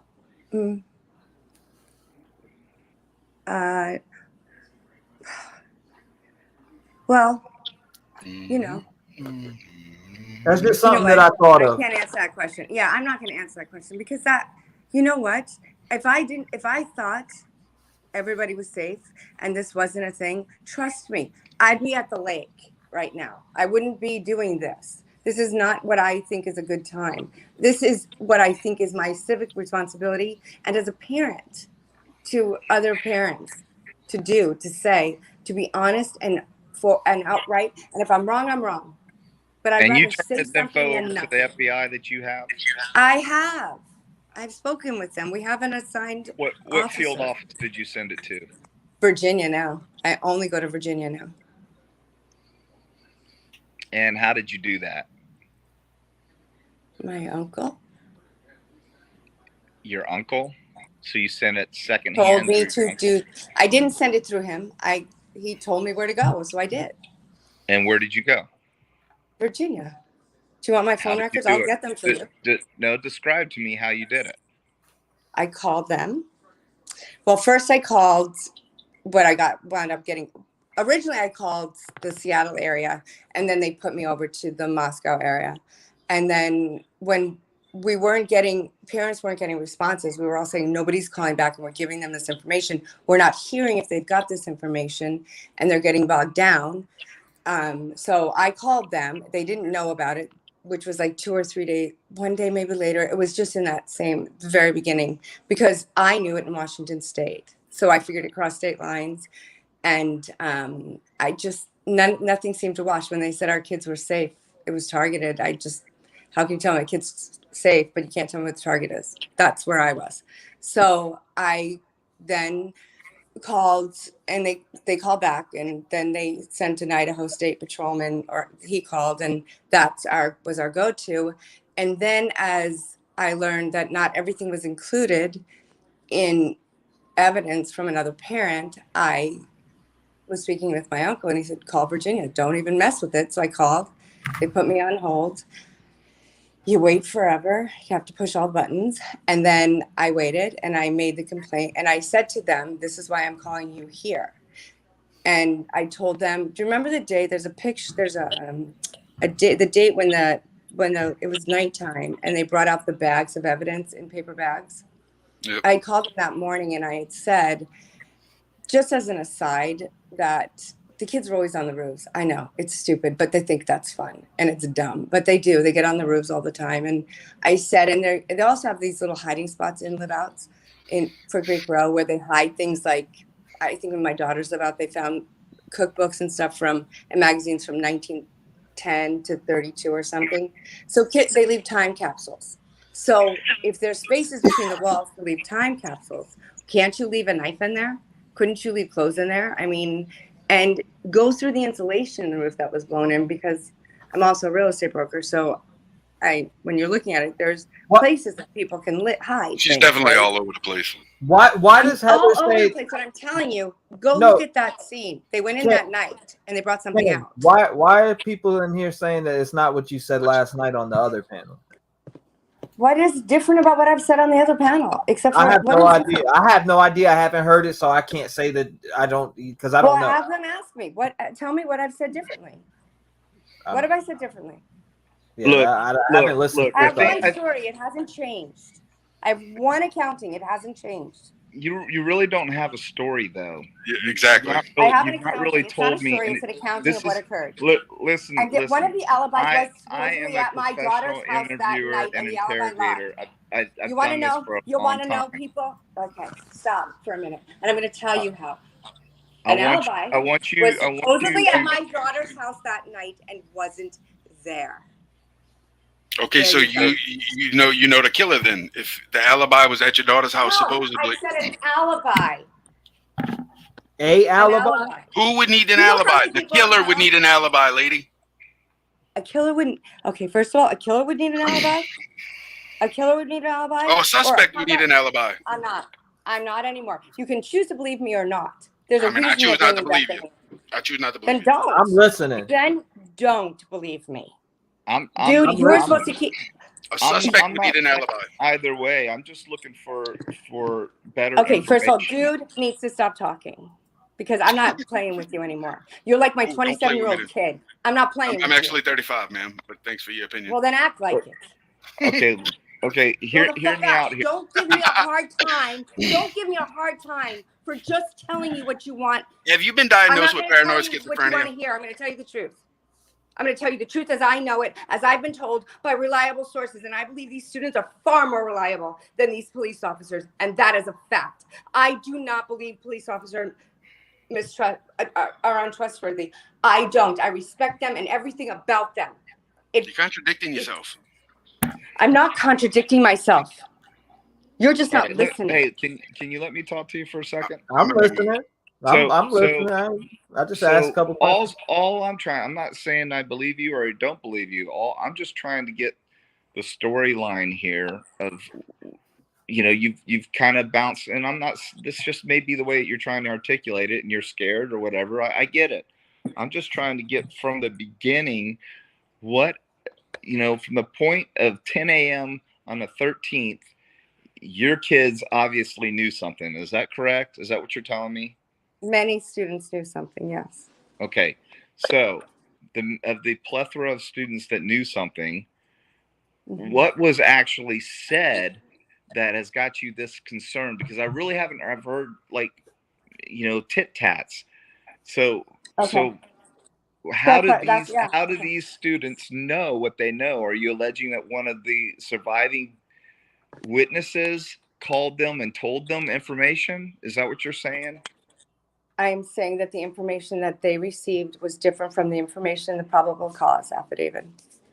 Okay, well, the PC affidavit is moot at this point because it really is only to obtain what they needed to arrest him with, and there's very little information in that PC affidavit. I can tell you right now. Agreed. That is a minuscule of the actual event and the evidence. That's nothing. That PCA had more information than I would have ever anticipated. You really didn't need that much information to get what they've got. Okay, and then also the fact that the kids knew that there were multiple people involved. They knew that. How did they know this? From their friends. And the problem, part of the problem is it's all on Snapchat. And you know what happens to Snapchat when you open it? It goes away. It deletes, but then you can get it back. Yeah. Well, hopefully you can. I'm hopeful that they can get it back. No, and I'm telling you can. FBI has my phone records. What? So knowing what you know, based on the lack of a 911 call being made by Bethany or Dylan, who made the 911 call?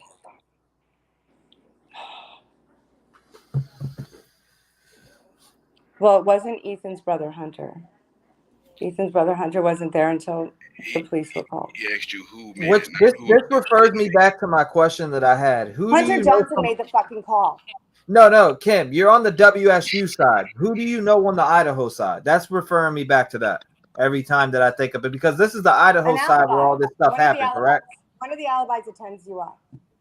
Huh? So you're and one of the alibis and some of Kaylee's sorority sisters. Okay. Attend UI. Okay. But did you just blurt out that Hunter actually did make the call? Hunter Johnson. Hunter Johnson. Okay. And yes, I told Steve that. And you can call and ask him if I've said I will answer any questions they have. And I will continue to keep this on the front page until there's justice. I'm not speaking for them. I'm speaking for myself, for what I know, not their information. So I don't want, please do not everybody get up. Someone else, do not get a bug in your bonnet that I'm saying I'm speaking for people. I'm not. I am sharing the information I have. And the fact that I have 2 children who transferred, it's awfully expensive. It's awfully expensive to have eyes on your kid 24/7. But it doesn't matter. But not everybody can do that. And I understand that. And kids are not safe. There's a girl who's sitting in jail waiting to go to trial May 15th for killing a U of I student. March 21st. Now, what did Maddie say to Adam? What my understanding is that she threw the drugs away. She threw it in the trash. And then they didn't have the money to cover it. And Molly Gray, if you go into the Venmo accounts, that's really probably, and that's what I told the FBI. I know you don't have anything else, but go to Venmo, because they have to make comments in the Venmos, when when I Venmo my kids money, I have to say whatever. In those Venmo accounts, if you go to Molly Gray and it's with an A, not an E, you will see 330 in there. And if you track up, you will see all of the players. Okay. And Murphy was not. I've seen a lot of people asking that. What? I've seen a lot of people asking that, so I figured I'd ask you that too. Well, Murphy wasn't in that house. Molly is gray. The color of MDMA is gray. I just know there's a girl named Molly Gray, actually. That's legitimately her name. She's a fee. She was the sorority sister of Kaylee's. And she's best friends with Emily Kadovich. Emily Kadovich. Okay. So did Kohberger do this, in your opinion, or did somebody else do it?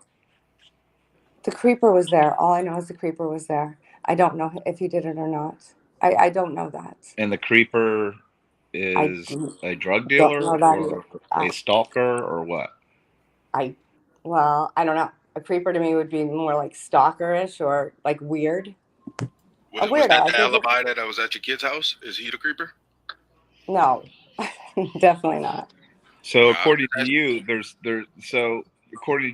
creepers, not a creeper. Well, I don't think the alibi that was supposedly at my daughter's house is one of the killers. I don't think that at all. I think it was just an alibi for kids knowing what was going on. And I know that's very vague and it's very cryptic, but that's really all I can share with you about that. Because here's the thing. I don't want to put kids' names out there because I don't know the kids' names necessarily. I know who he was the alibi for. I know that story. I know that the FBI took that story and told me at that time that they had found other lies in the alibis that kids had given them. 60 FBI, something was going on. And the thing about it is, there's I think it's called the Quad 4. There's a drug problem clearly in this 4-state area, or Washington State, Idaho, and I think Utah too is pretty bad. But and these guys, they're a task force that's been created, and that Moscow has gone into this task force to stop the drugs and the trafficking. And first of all, I don't know a lot of the verbiage, so please excuse me if I'm incorrect. It's nothing I've ever thought I'd be doing. I didn't even know sleuths were a thing or true crime was a thing. I didn't know. It's not that I didn't care and watch the news. I did. I just didn't know about it. And the secretary to the president at U of I told me about it when I called her, because when I called the presidents, trust me, I've spent every day on the phone trying to figure out to keep kids safe. Like, it's craziness. It's insane. Yeah. It is insane. It's insane that this happened at all. It's tragic. And I wouldn't lie. If I'm wrong, I'm sorry. I'm not lying. I'm coming from a place of kindness, of just to do whatever I can do in a terrible situation. I don't need attention. Trust me, you wouldn't know me if you walked now, by. What other deaths were you talking about, to be specific? Since there was Kohberger, who, okay, I'm just going to go here I'm going to call bullshit. You're going to tell me that a 38-year-old man is living in Coug housing with two 20-year-old college-age students, and he's an IT tech for the school. Is that really what you're telling me? My roommate's 22 years old and I'm 35. Well, Okay. they post on the boards at the schools too. I mean, you have random people needing roommates all the time. Fair enough. That's not unusual. Fair enough. Okay, so then fair enough to both of you, but nobody knows who these roommates are, and not every kid was evacuated from the scene. And my son lived on that side of campus, and it started at 8:30, and we got a phone call at 4 a.m. So there's a problem with transparency, don't you think? And there's no bullet holes anywhere. And then somebody said that he lit a fire. So if he lit a fire, wouldn't they have gotten all the students out and doubled down on that, made sure the students were out? And all you got is a policewoman standing there asking for her coffee and her coat 3 times. I mean, I hope she got her coffee. So you're saying, I'm sorry, go ahead, Detective John. I'm sorry. So you're saying that Kilpatrick was in on it with Kohberger, and they did this together, and then in some freakish way, he gets involved with an incident with the police and winds up dead. No, I'm not saying that at all. I'm not accusing him. What I'm hoping is the truth is because he has an address in Spokane, and he has an address in Illinois somewhere. He never shows up as an address in Coug housing, student living, because he's a teacher, not a student. So, or an employee, not a student. So that doesn't match. You have to be a student to live in student Who housing. you talking about, Kohberger or I'm talking about Kopaka. So do I think, and if you go through his profile that's out there, it's public, and it'll say that he was military and government contractor. So what I hope is he's alive somewhere in the Caribbean and safe, and he was an informant and he did his job and he just went away. That's what I hope. I don't know that. But none of that story makes sense. The kids think it doesn't make sense. Even the pings don't make sense. My son came down and goes, there's no way he did that. He could. Is this true, Kim? She said before that the U of I sorority girls who were cleaning the crime scene texted her daughter. The story changes. What would you say to that comment? I did not. First of all, I never said. First of all, I did not ever say that. What I said was my daughter received a text at 10 a.m. from her sorority sister, not a UI sorority sister. And I said, well, how did she even know? Well, because her boyfriend goes to UI. That's how she knows these kids. That's what I said. I got you. And I understand that things get twisted and turned around. It's like telephone, right? I mean, honestly, and if you can't track calls, and they have my cell phone bill, I offered it to them. I told them they could open anything. Anybody can open anything of mine, except for what is personal and where somebody could get to one of my kids. And there was already blood all over her washing machine. So I don't know what that is. But then all over whose washing machine? Yeah, my daughter's. Your daughter had something to do with this? No, my daughter had nothing to do with this. Well, why is blood on her washing machine? Well, maybe they knew her mother said something. Well, don't you think her mother needs to stop saying something? Detective John, please don't attack her. Just listen to someone that actually lives there and that is worried for her children. Why does Detective John always take cop role? I am listening to her. I'm trying to get the storyline here and trying to. I'm not taking cop role. I'm just like, tell me the story, and it's all over the place.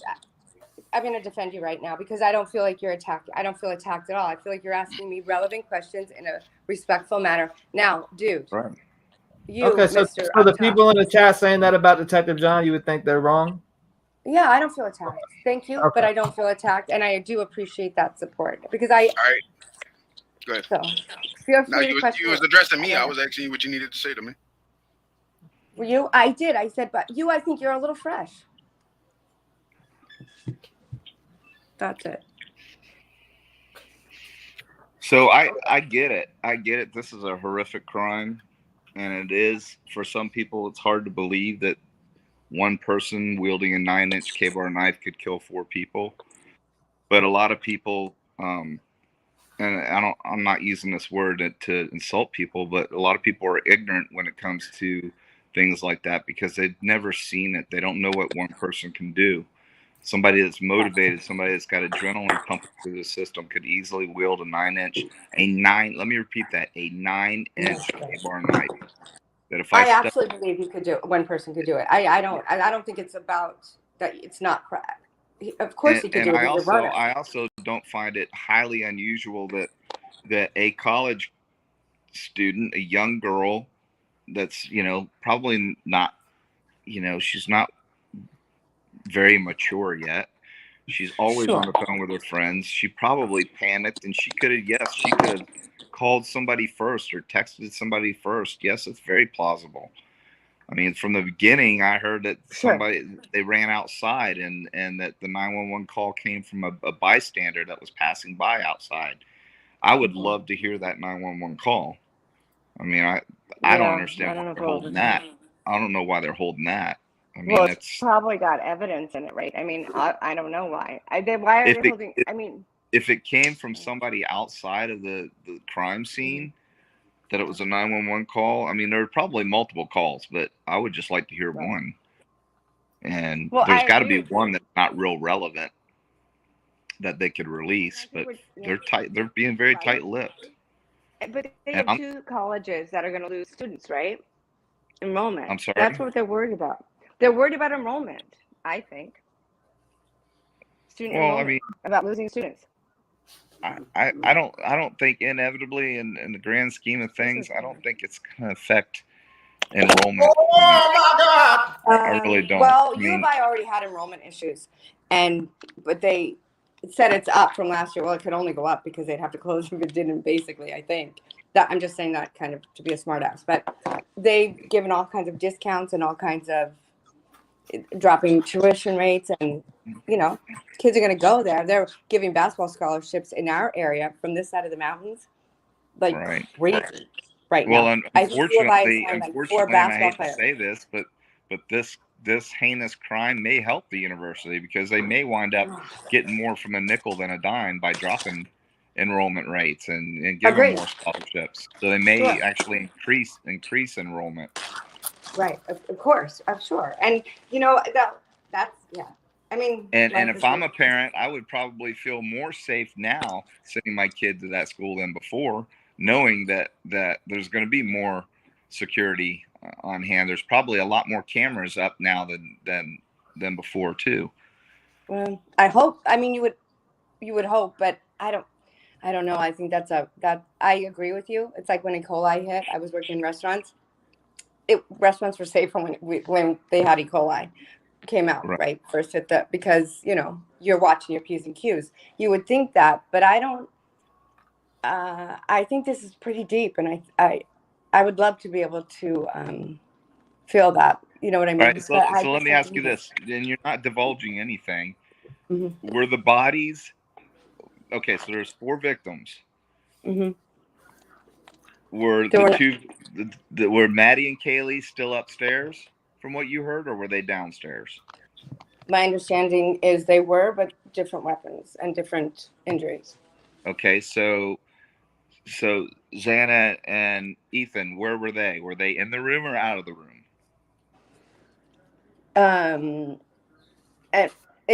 There's been originally what I'd heard was he was in the hallway or the kitchen, coming to the hallway, and Xana was fighting, and evidence would prove that Xana was fighting. I believe that's very plausible based on the video that I had T-REV pull up because they're spending a lot of time outside that room. So it's telling me that there's a body there or bodies. Right. And I think even Hunter said that he went in and took Ethan's pulse, which is bizarre to me because why would you do that? Unless you wanted to explain your DNA being there. I don't know. Well, I mean, it's kind of hard to sideline quarterback something like that. I know. You. I mean, right. You don't know. Exactly. You don't know if this. I don't know what I would do. I might give him. If she came out screaming that somebody was dead, of course, most people would probably run in there to check. I don't find that unusual either. Fair enough. I'll give you that. I believe that too. I don't think. I mean, I would have run in there. you don't know. Somebody's hysterically screaming that someone's dead. You know, right? And I'm just right, and I think I would run in there, right? But maybe I wouldn't. Yeah, I don't know. You're acting in good faith, so yeah, you know, right. your DNA being there by running in there or whomever, that can be eliminated. Right, and I so that was unfair of me. So I apologize for saying that. I shouldn't have said that out loud. No need to apologize. I'm not saying yay or nay whether I believe you. I mean, to me, I just need more information, and you're unable out of propensity of fear. You don't and want to also give out any more because I information. don't want to give away things that maybe I shouldn't be saying. I don't want to say things I shouldn't say. I certainly don't want to say things that the families could hear. I don't want to say things they could hear. But really, it's hearsay as far as all we're concerned. All of us, it's all hearsay. I totally get that. But as a mom, my measure in parenting and, and being a person in society is, would I want to know what maybe, possibly, yes, I would. So I can make the best decisions for my children and warn them to be safe. I sent my kids with tasers. Many parents sent their kids with handguns after Christmas. That is scarier to me than anything. Because no frat should have a gun in it. Thank you very much. Or sorority house. Taser. I mean, if they're over 21, then it's legal. Well, I'm not getting into the argument of guns. I believe in the you know what? That's not where I'm at with that. I'm just saying I think that their age, their lack of maturity, their propensity for fun and drinking, and a gun may not be a great mix on camp. I don't know. That's just kind of common sense, I think. But how many of them had time to get sealed, permits or whatever, or to go to classes to use it? I told my kids not to use the tasers on each other, and what's the first thing they did? They just had to try it out. So they did. I'm like, well, that was stupid. Did it work? And it worked. I said, long enough for you to get out of there? But you're an idiot for doing it. But they're kids. They are young people out on their own on somebody else's dime for 4 years. They're supposed to be having the best time of their lives. And they're supposed to be walking in a gown and a cap and whatever tassels they earned next week. Some of those kids should have been there. And somebody's sister should be there to watch their sister walk. And that is tragic. That is tragic, and that's what this is all about. But when I came on and I heard what was the alleged things that were being said, just some of them, and T-REV couldn't divulge anything, and I haven't seen the email yet to read it. And I've said before. So you go into great description in this email you sent to T-REV that T-REV is going to send to me so I can read it. I did, and you're free to call me, and I do. I actually reached out to T-REV and you first, but I couldn't get through because the phone line. Like I did one time, and then we got disconnected, and I thought, shh. And then I did hear the Drunk Turkey Show, and I thought actually, and you can ask Daniel. I asked him. I said, "Are you Detective Juan?" He goes, "I'm not Detective Juan." And I said, "Oh." But, he's turned out to be a great person, and he knows a lot. I tell him things privately before I say it, and Lana too, and they decide what they're going to share. And I don't share. But I do correct misinformation because I think misinformation is a bad thing. You know what I mean? I think that we have enough bad information. We don't need to add to it. So if I correct, I apologize for overcorrecting. But well, my spin on it is this: if there were other suspects, this is my thought, my opinion. If there were other suspects out there, it would be incumbent upon law enforcement to spread that via media coverage. That hey, this isn't over. There's potentially other suspects out there. There's no reason for them to hold that. There is zero reason for them to hold that close and not divulge that information to the public. I think, and if I found out my child was hurt as a result of them not acting on putting everyone on notice, then they're opening themselves up for a very litigious situation. So I find it a tough pill to swallow. I'm not saying you're wrong or I disbelieve you. I'm just saying that based on what you're telling me, if there were other suspects out there, other players that could potentially do this crime again, and for law enforcement not to divulge that to the public, very, very, very tough pill for me to swallow. Agreed. I completely agree with you. It's a tough pill. It's really hard. And also these families that are involved in this are very connected. I mean, one of their uncles works for the Attorney General's office.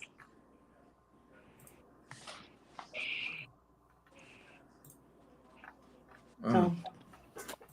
But I thought you was just saying you didn't want to say something that the parents could hear. I don't care if their parents here. I'll talk to their parents any day of every week. I care about the parents of the victims. I don't care about the criminal parents. I'll have a conversation with you every day of every week. Are you kidding me? And I will have a conversation with the families too. I just don't want them to have information that they don't ever need or want to have. You know, there's some, I wish I could unhear what I know, honestly. Would you say what you've heard is speculation, or would you claim it to be true? I would claim it to be true because so far it's proven to be true by everybody. So was that one of your kids that just walked in the room? Yeah, and he's walking right Like, past Mom, us. does he? I mean, can we talk to him? Does he know who the killer is? I mean, No, and he won't talk. No, and you may not speak with him. I was just asking. That's fine. Yeah. Yeah, I mean, I know he's an adult, but yeah, he's, Does he know you're on the phone with us right now? Yeah, he does. He's not very, they don't love it. And when somebody said my kids gave me a gag order, that's really funny because if they could, they would. Because they don't want to talk about it. They just want it to go away, and I understand that. But that is not the right thing to do. But you're not helping them. You're not helping them help it go away. How do I help it go away? It's not going to go. Yes, you're right. Not until everybody's in prison. That's true. I'm not going to stop until justice has been served, because the only thing I can do for parents out there is tell the truth, keep talking, keeping it on page one so it doesn't go cold. That's all I can do for people who have lost so much. Do you recall the lady that was saying the preacher was involved in all the crap in the town? Well, I do know about that. Do I think the preacher? I don't know if the preacher was involved. Do I think the church is involved? I think the church is involved in everything there. But were you sound familiar to that lady that called, that really scared and petrified of the preacher? No, that's not town. No, I'm not afraid of it. I don't know. No, I don't know. I don't. No, not me. Facts. What Regina just said in chat. I agree with you. What'd you say? I was saying I agree with what Regina just said in chat. What'd you say? I mean, was Enan Harsh involved, allegedly? I don't know. I don't know. I mean, I don't know if he's involved. He's lived there a long time. He's got a record, but that doesn't mean he's a killer. I mean, just because Kohberger's weird or creepy or, was an asshole as a TA doesn't mean he did it. I think that's just vague. People were asking in the chat. That wasn't a question for me. I don't know if he did it. I don't know if he did it. I do know I know students who were there because that's what I was told. And I have no reason not to believe these kids. They were organic in telling the story. They haven't changed their story. When the probable cause affidavit came out, legitimately, my daughter woke up and came downstairs and said, that isn't even close to it. Like, what are they saying? And she had just woken up. I mean, it was organic. These kids the pings don't match. My boy said the ping, and I believe them. They know it's a walking campus, both of them. Elaborate on that. What do you mean? What do you mean the pings don't match? What doesn't match? What information could your kids have that would indicate any proof that the pings don't match? I don't understand how that could be. A minute ago, she was saying her kids live on campus. Now her kids live at home. I don't get it. Yeah, they transferred out. 2 transferred out. They're going to East Coast schools next year, and they're just finishing their finals now at home, globally. Okay, but let me pose that question to you again. Okay. How do your kids know that the pings don't match? Okay, so Moscow and Pullman are like next to each other, right? They're 5 minutes away, really. I mean, 8 miles. They're 8 miles from each other. Yeah, like 5. So the cell tower. I'm coming out there in a second. When they give the direction of the cell towers, it's not the right direction. He would have had to be a place that was 5 minutes away within a minute, which means he would have been flying. I'll be right back. I'm gonna mute my mic. So he might have been flying. It's called triangulation, and if they've indicated in the PCA that that's part of their PC, then I can assure you that they're not going to put BS as far as triangulation on these pings from these towers go. If they can put him there, and they indicate on the PCA that they put him there within very close vicinity, and even going back after the crimes, man, that would be another tough pill to swallow, because their entire case would hinge on their statements, and their integrity would be shot if they did that. So right, and so the gas station where that just caught him on videotape has him going in the opposite direction of where the towers have him going. They don't match. See? Yeah, but you're not getting a specific time either. Right. Well, they said you don't know whether he was actually coming or going back. Like I guess, you know what? But he was never going to Troy, and they have him going towards Troy and not towards Pullman. Well, he took the way back. He took the country route back. It's a totally different country route. If he's thinking if I'm going to commit that crime, I'm going to go wherever there's the least traffic DOT cameras, things like that. So I'm going to stay out on the outskirts. But in order for him, if he had gone towards Troy, he would have gone to Troy and had to come back the exact same way he had just gone. But they have him pinging towards Pullman. Does that make sense? Well, it does if you turn your phone off and on, which he did. And as I've said all along, I'm not here to defend Kohberger. I'm not. I'm just saying that didn't match to the kids. The kids have all said that. And you would have to talk to one of them, because tech is definitely not my jam. It's not my thing, right? Right. So I can't tell you. I'll tell you what my kids they have. It's their thing, and they're putting him there, just based on the very little info on the PCA. But I can tell you, if you watch the Murdoch case, saw how that case came together.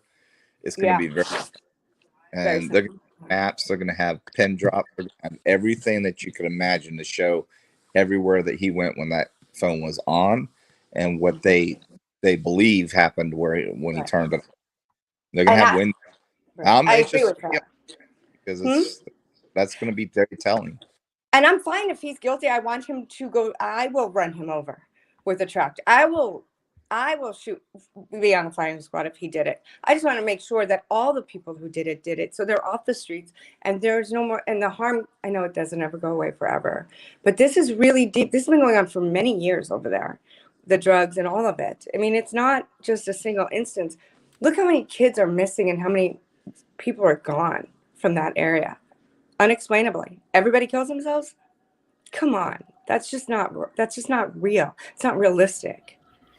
You're selling us something that's just not true. Same thing that the lady that was calling about the local preacher there was saying.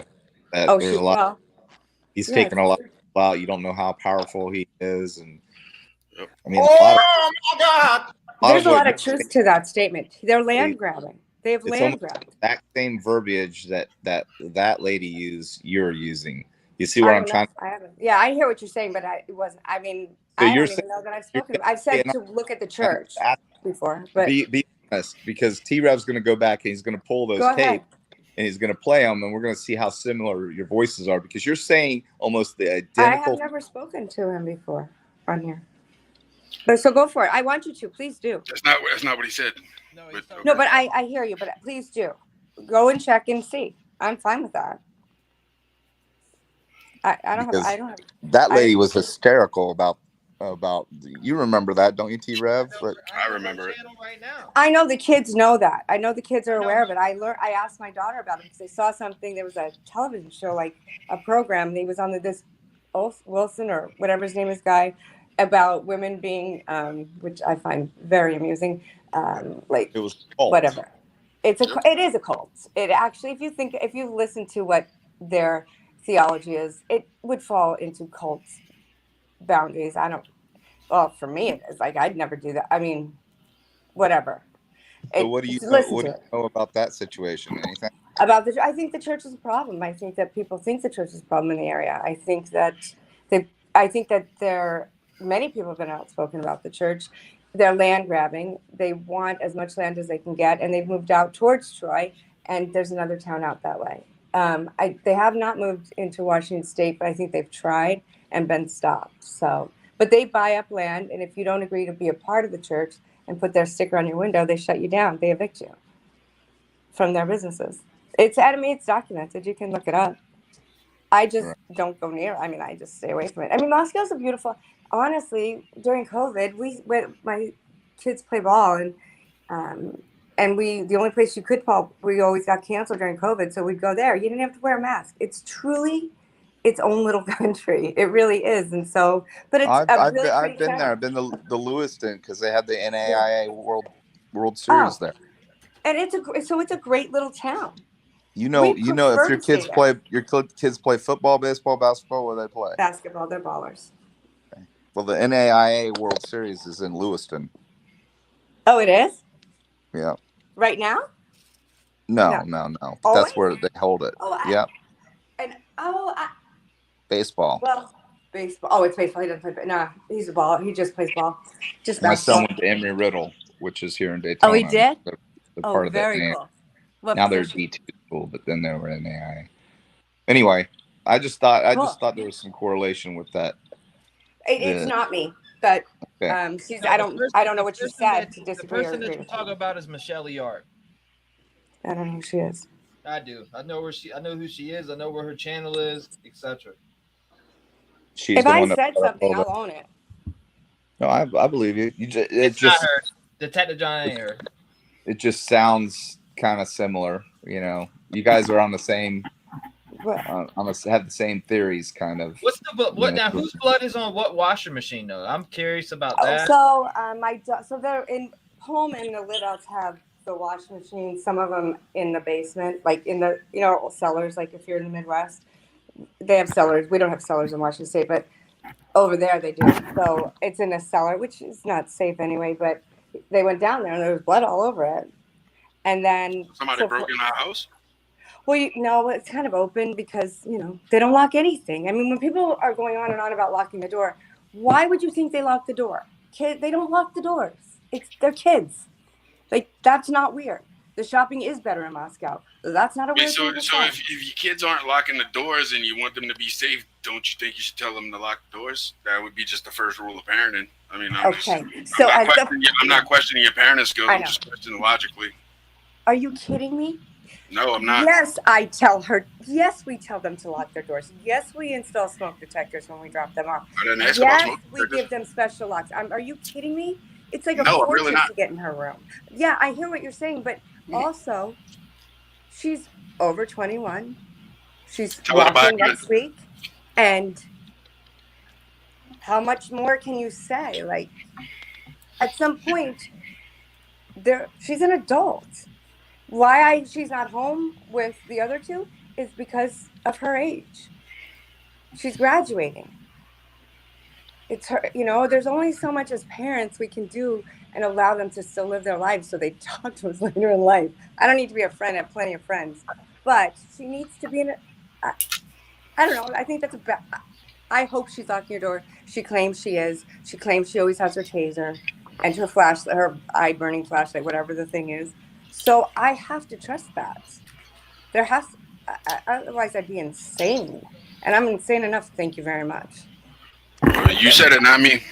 I wasn't talking to you, dude. Honestly, I feel like you might be charming in some other venue. But right now, I'm a little annoyed with you. I mean, that's fine. That's your opinion. Yeah, I appreciate your opinion. I appreciate yours. You're just mad because I'm asking the tough questions, but that's I don't feel like you're asking a tough question. I think it's an easy question. How old were you when your parents stopped reminding you to lock the door? I mean, I moved out of my mom's house when I was 15. Well, I knew. I mean, I live in New Orleans. The crime rate here is outrageous. Yeah, I know to lock my doors. Right. And you do, and that's a good thing. And I guess that's a good thing that you know that. But that's not where these kids are in their lives. They love everybody. They're like feral cats. Have you not? So there's a show you should actually. It's worth maybe not worth watching, but is worth watching. It's on YouTube, and it's PPD College Hill. It's a reality show with one of the police officers who actually has a very good rapport with the kids, the students. He's stricter with the kids than he appears to be on the reality show, which is, I'm fine with them being strict. You get an MIP, you sit in jail until you can bail your ass out. I'm not bailing you out. I'm not raising criminals. Sorry, but I'm not. So Helen said, so you all think in history of America that there hasn't been any political or money power influence that has corrupted our judicial system? Without a doubt, there is. Yeah, I didn't say there wasn't. Yeah, I mean, I don't know. That doesn't mean that that's in every situation, though. That's what I have to answer back to that. But yeah, no, I definitely know what you mean. I don't think that anybody but the people who killed these children knew these kids were going to be killed from the top down, or maybe the top. I don't know, but I don't think they believe that. They just thought they'd be shaken down. They'd get a warning. They'd be scared. And they wouldn't say anything because they were going to say something. That's really what I think. And I think that whoever went sideways, if it was one person, but I know because the girls said it wasn't one person, they said it was several people. And that I don't know why it turned. I don't think if I knew that, I think if anybody knew that, it would be solved. So there's no way you can answer the one question that I seriously though, because I know you're WSU mom, correct? And I was just trying to connect the Idaho connection. Oh, yeah. I'm still trying to connect that. Maybe I can get that answer off the air. I don't know, but okay. So I'll give it to you off the air. But their schools are very very close. So they intermingle all the time. Okay. It's like two camp. They're not rivals. University of Washington would be Wazoo's rival, and I think Boise State would be UI's, or maybe something like that. But they're not rivals. They're friends. They get along. One of the victims is in my daughter's graduating class. Okay. One of the victim's sisters, and so and they're friends. So What? But she goes to Wazoo, and her sister went to UI. Yo, T-REV, I gotta have a safety meeting. If you're still on, I'll hit the link again. But I'll holler at you in a little bit, bro. Later, chat. All right, brother. Yeah, so I was just, I was worried about. I am worried about these kids. The connection I was trying to make is who's how I got the information. Yeah, and just because the kids are connected, and so they knew, and I knew, and so I reported it, and then they didn't give me. They weren't. It just wasn't. I mean, that's why. So that mommy that calls you, is her name Paula? Isn't the funny lady? Yeah, actually, she still wants me to call her back. Oh, you should call her back because she has very, very relevant information, and I do know who her sons are, and I would never out that, ever. Whoa. Ever. Bombshell. You know her sons. Bombshell. I don't know her sons personally. I don't know them personally. But you know of them. Yes. She's not lying. She's telling you the truth. Okay. Now we're getting a little somewhere. So, and she sent me some pics that I could, I let's just say it this way. I put it in the Google search engine, like under, how they do on Catfish, search photos. Right. You couldn't find that photo anywhere else. So it was authentically taken from whoever she got it from. So probably. And it was a picture of Brent's, like the whole scene type of thing. Oh, that she had gotten? Yeah.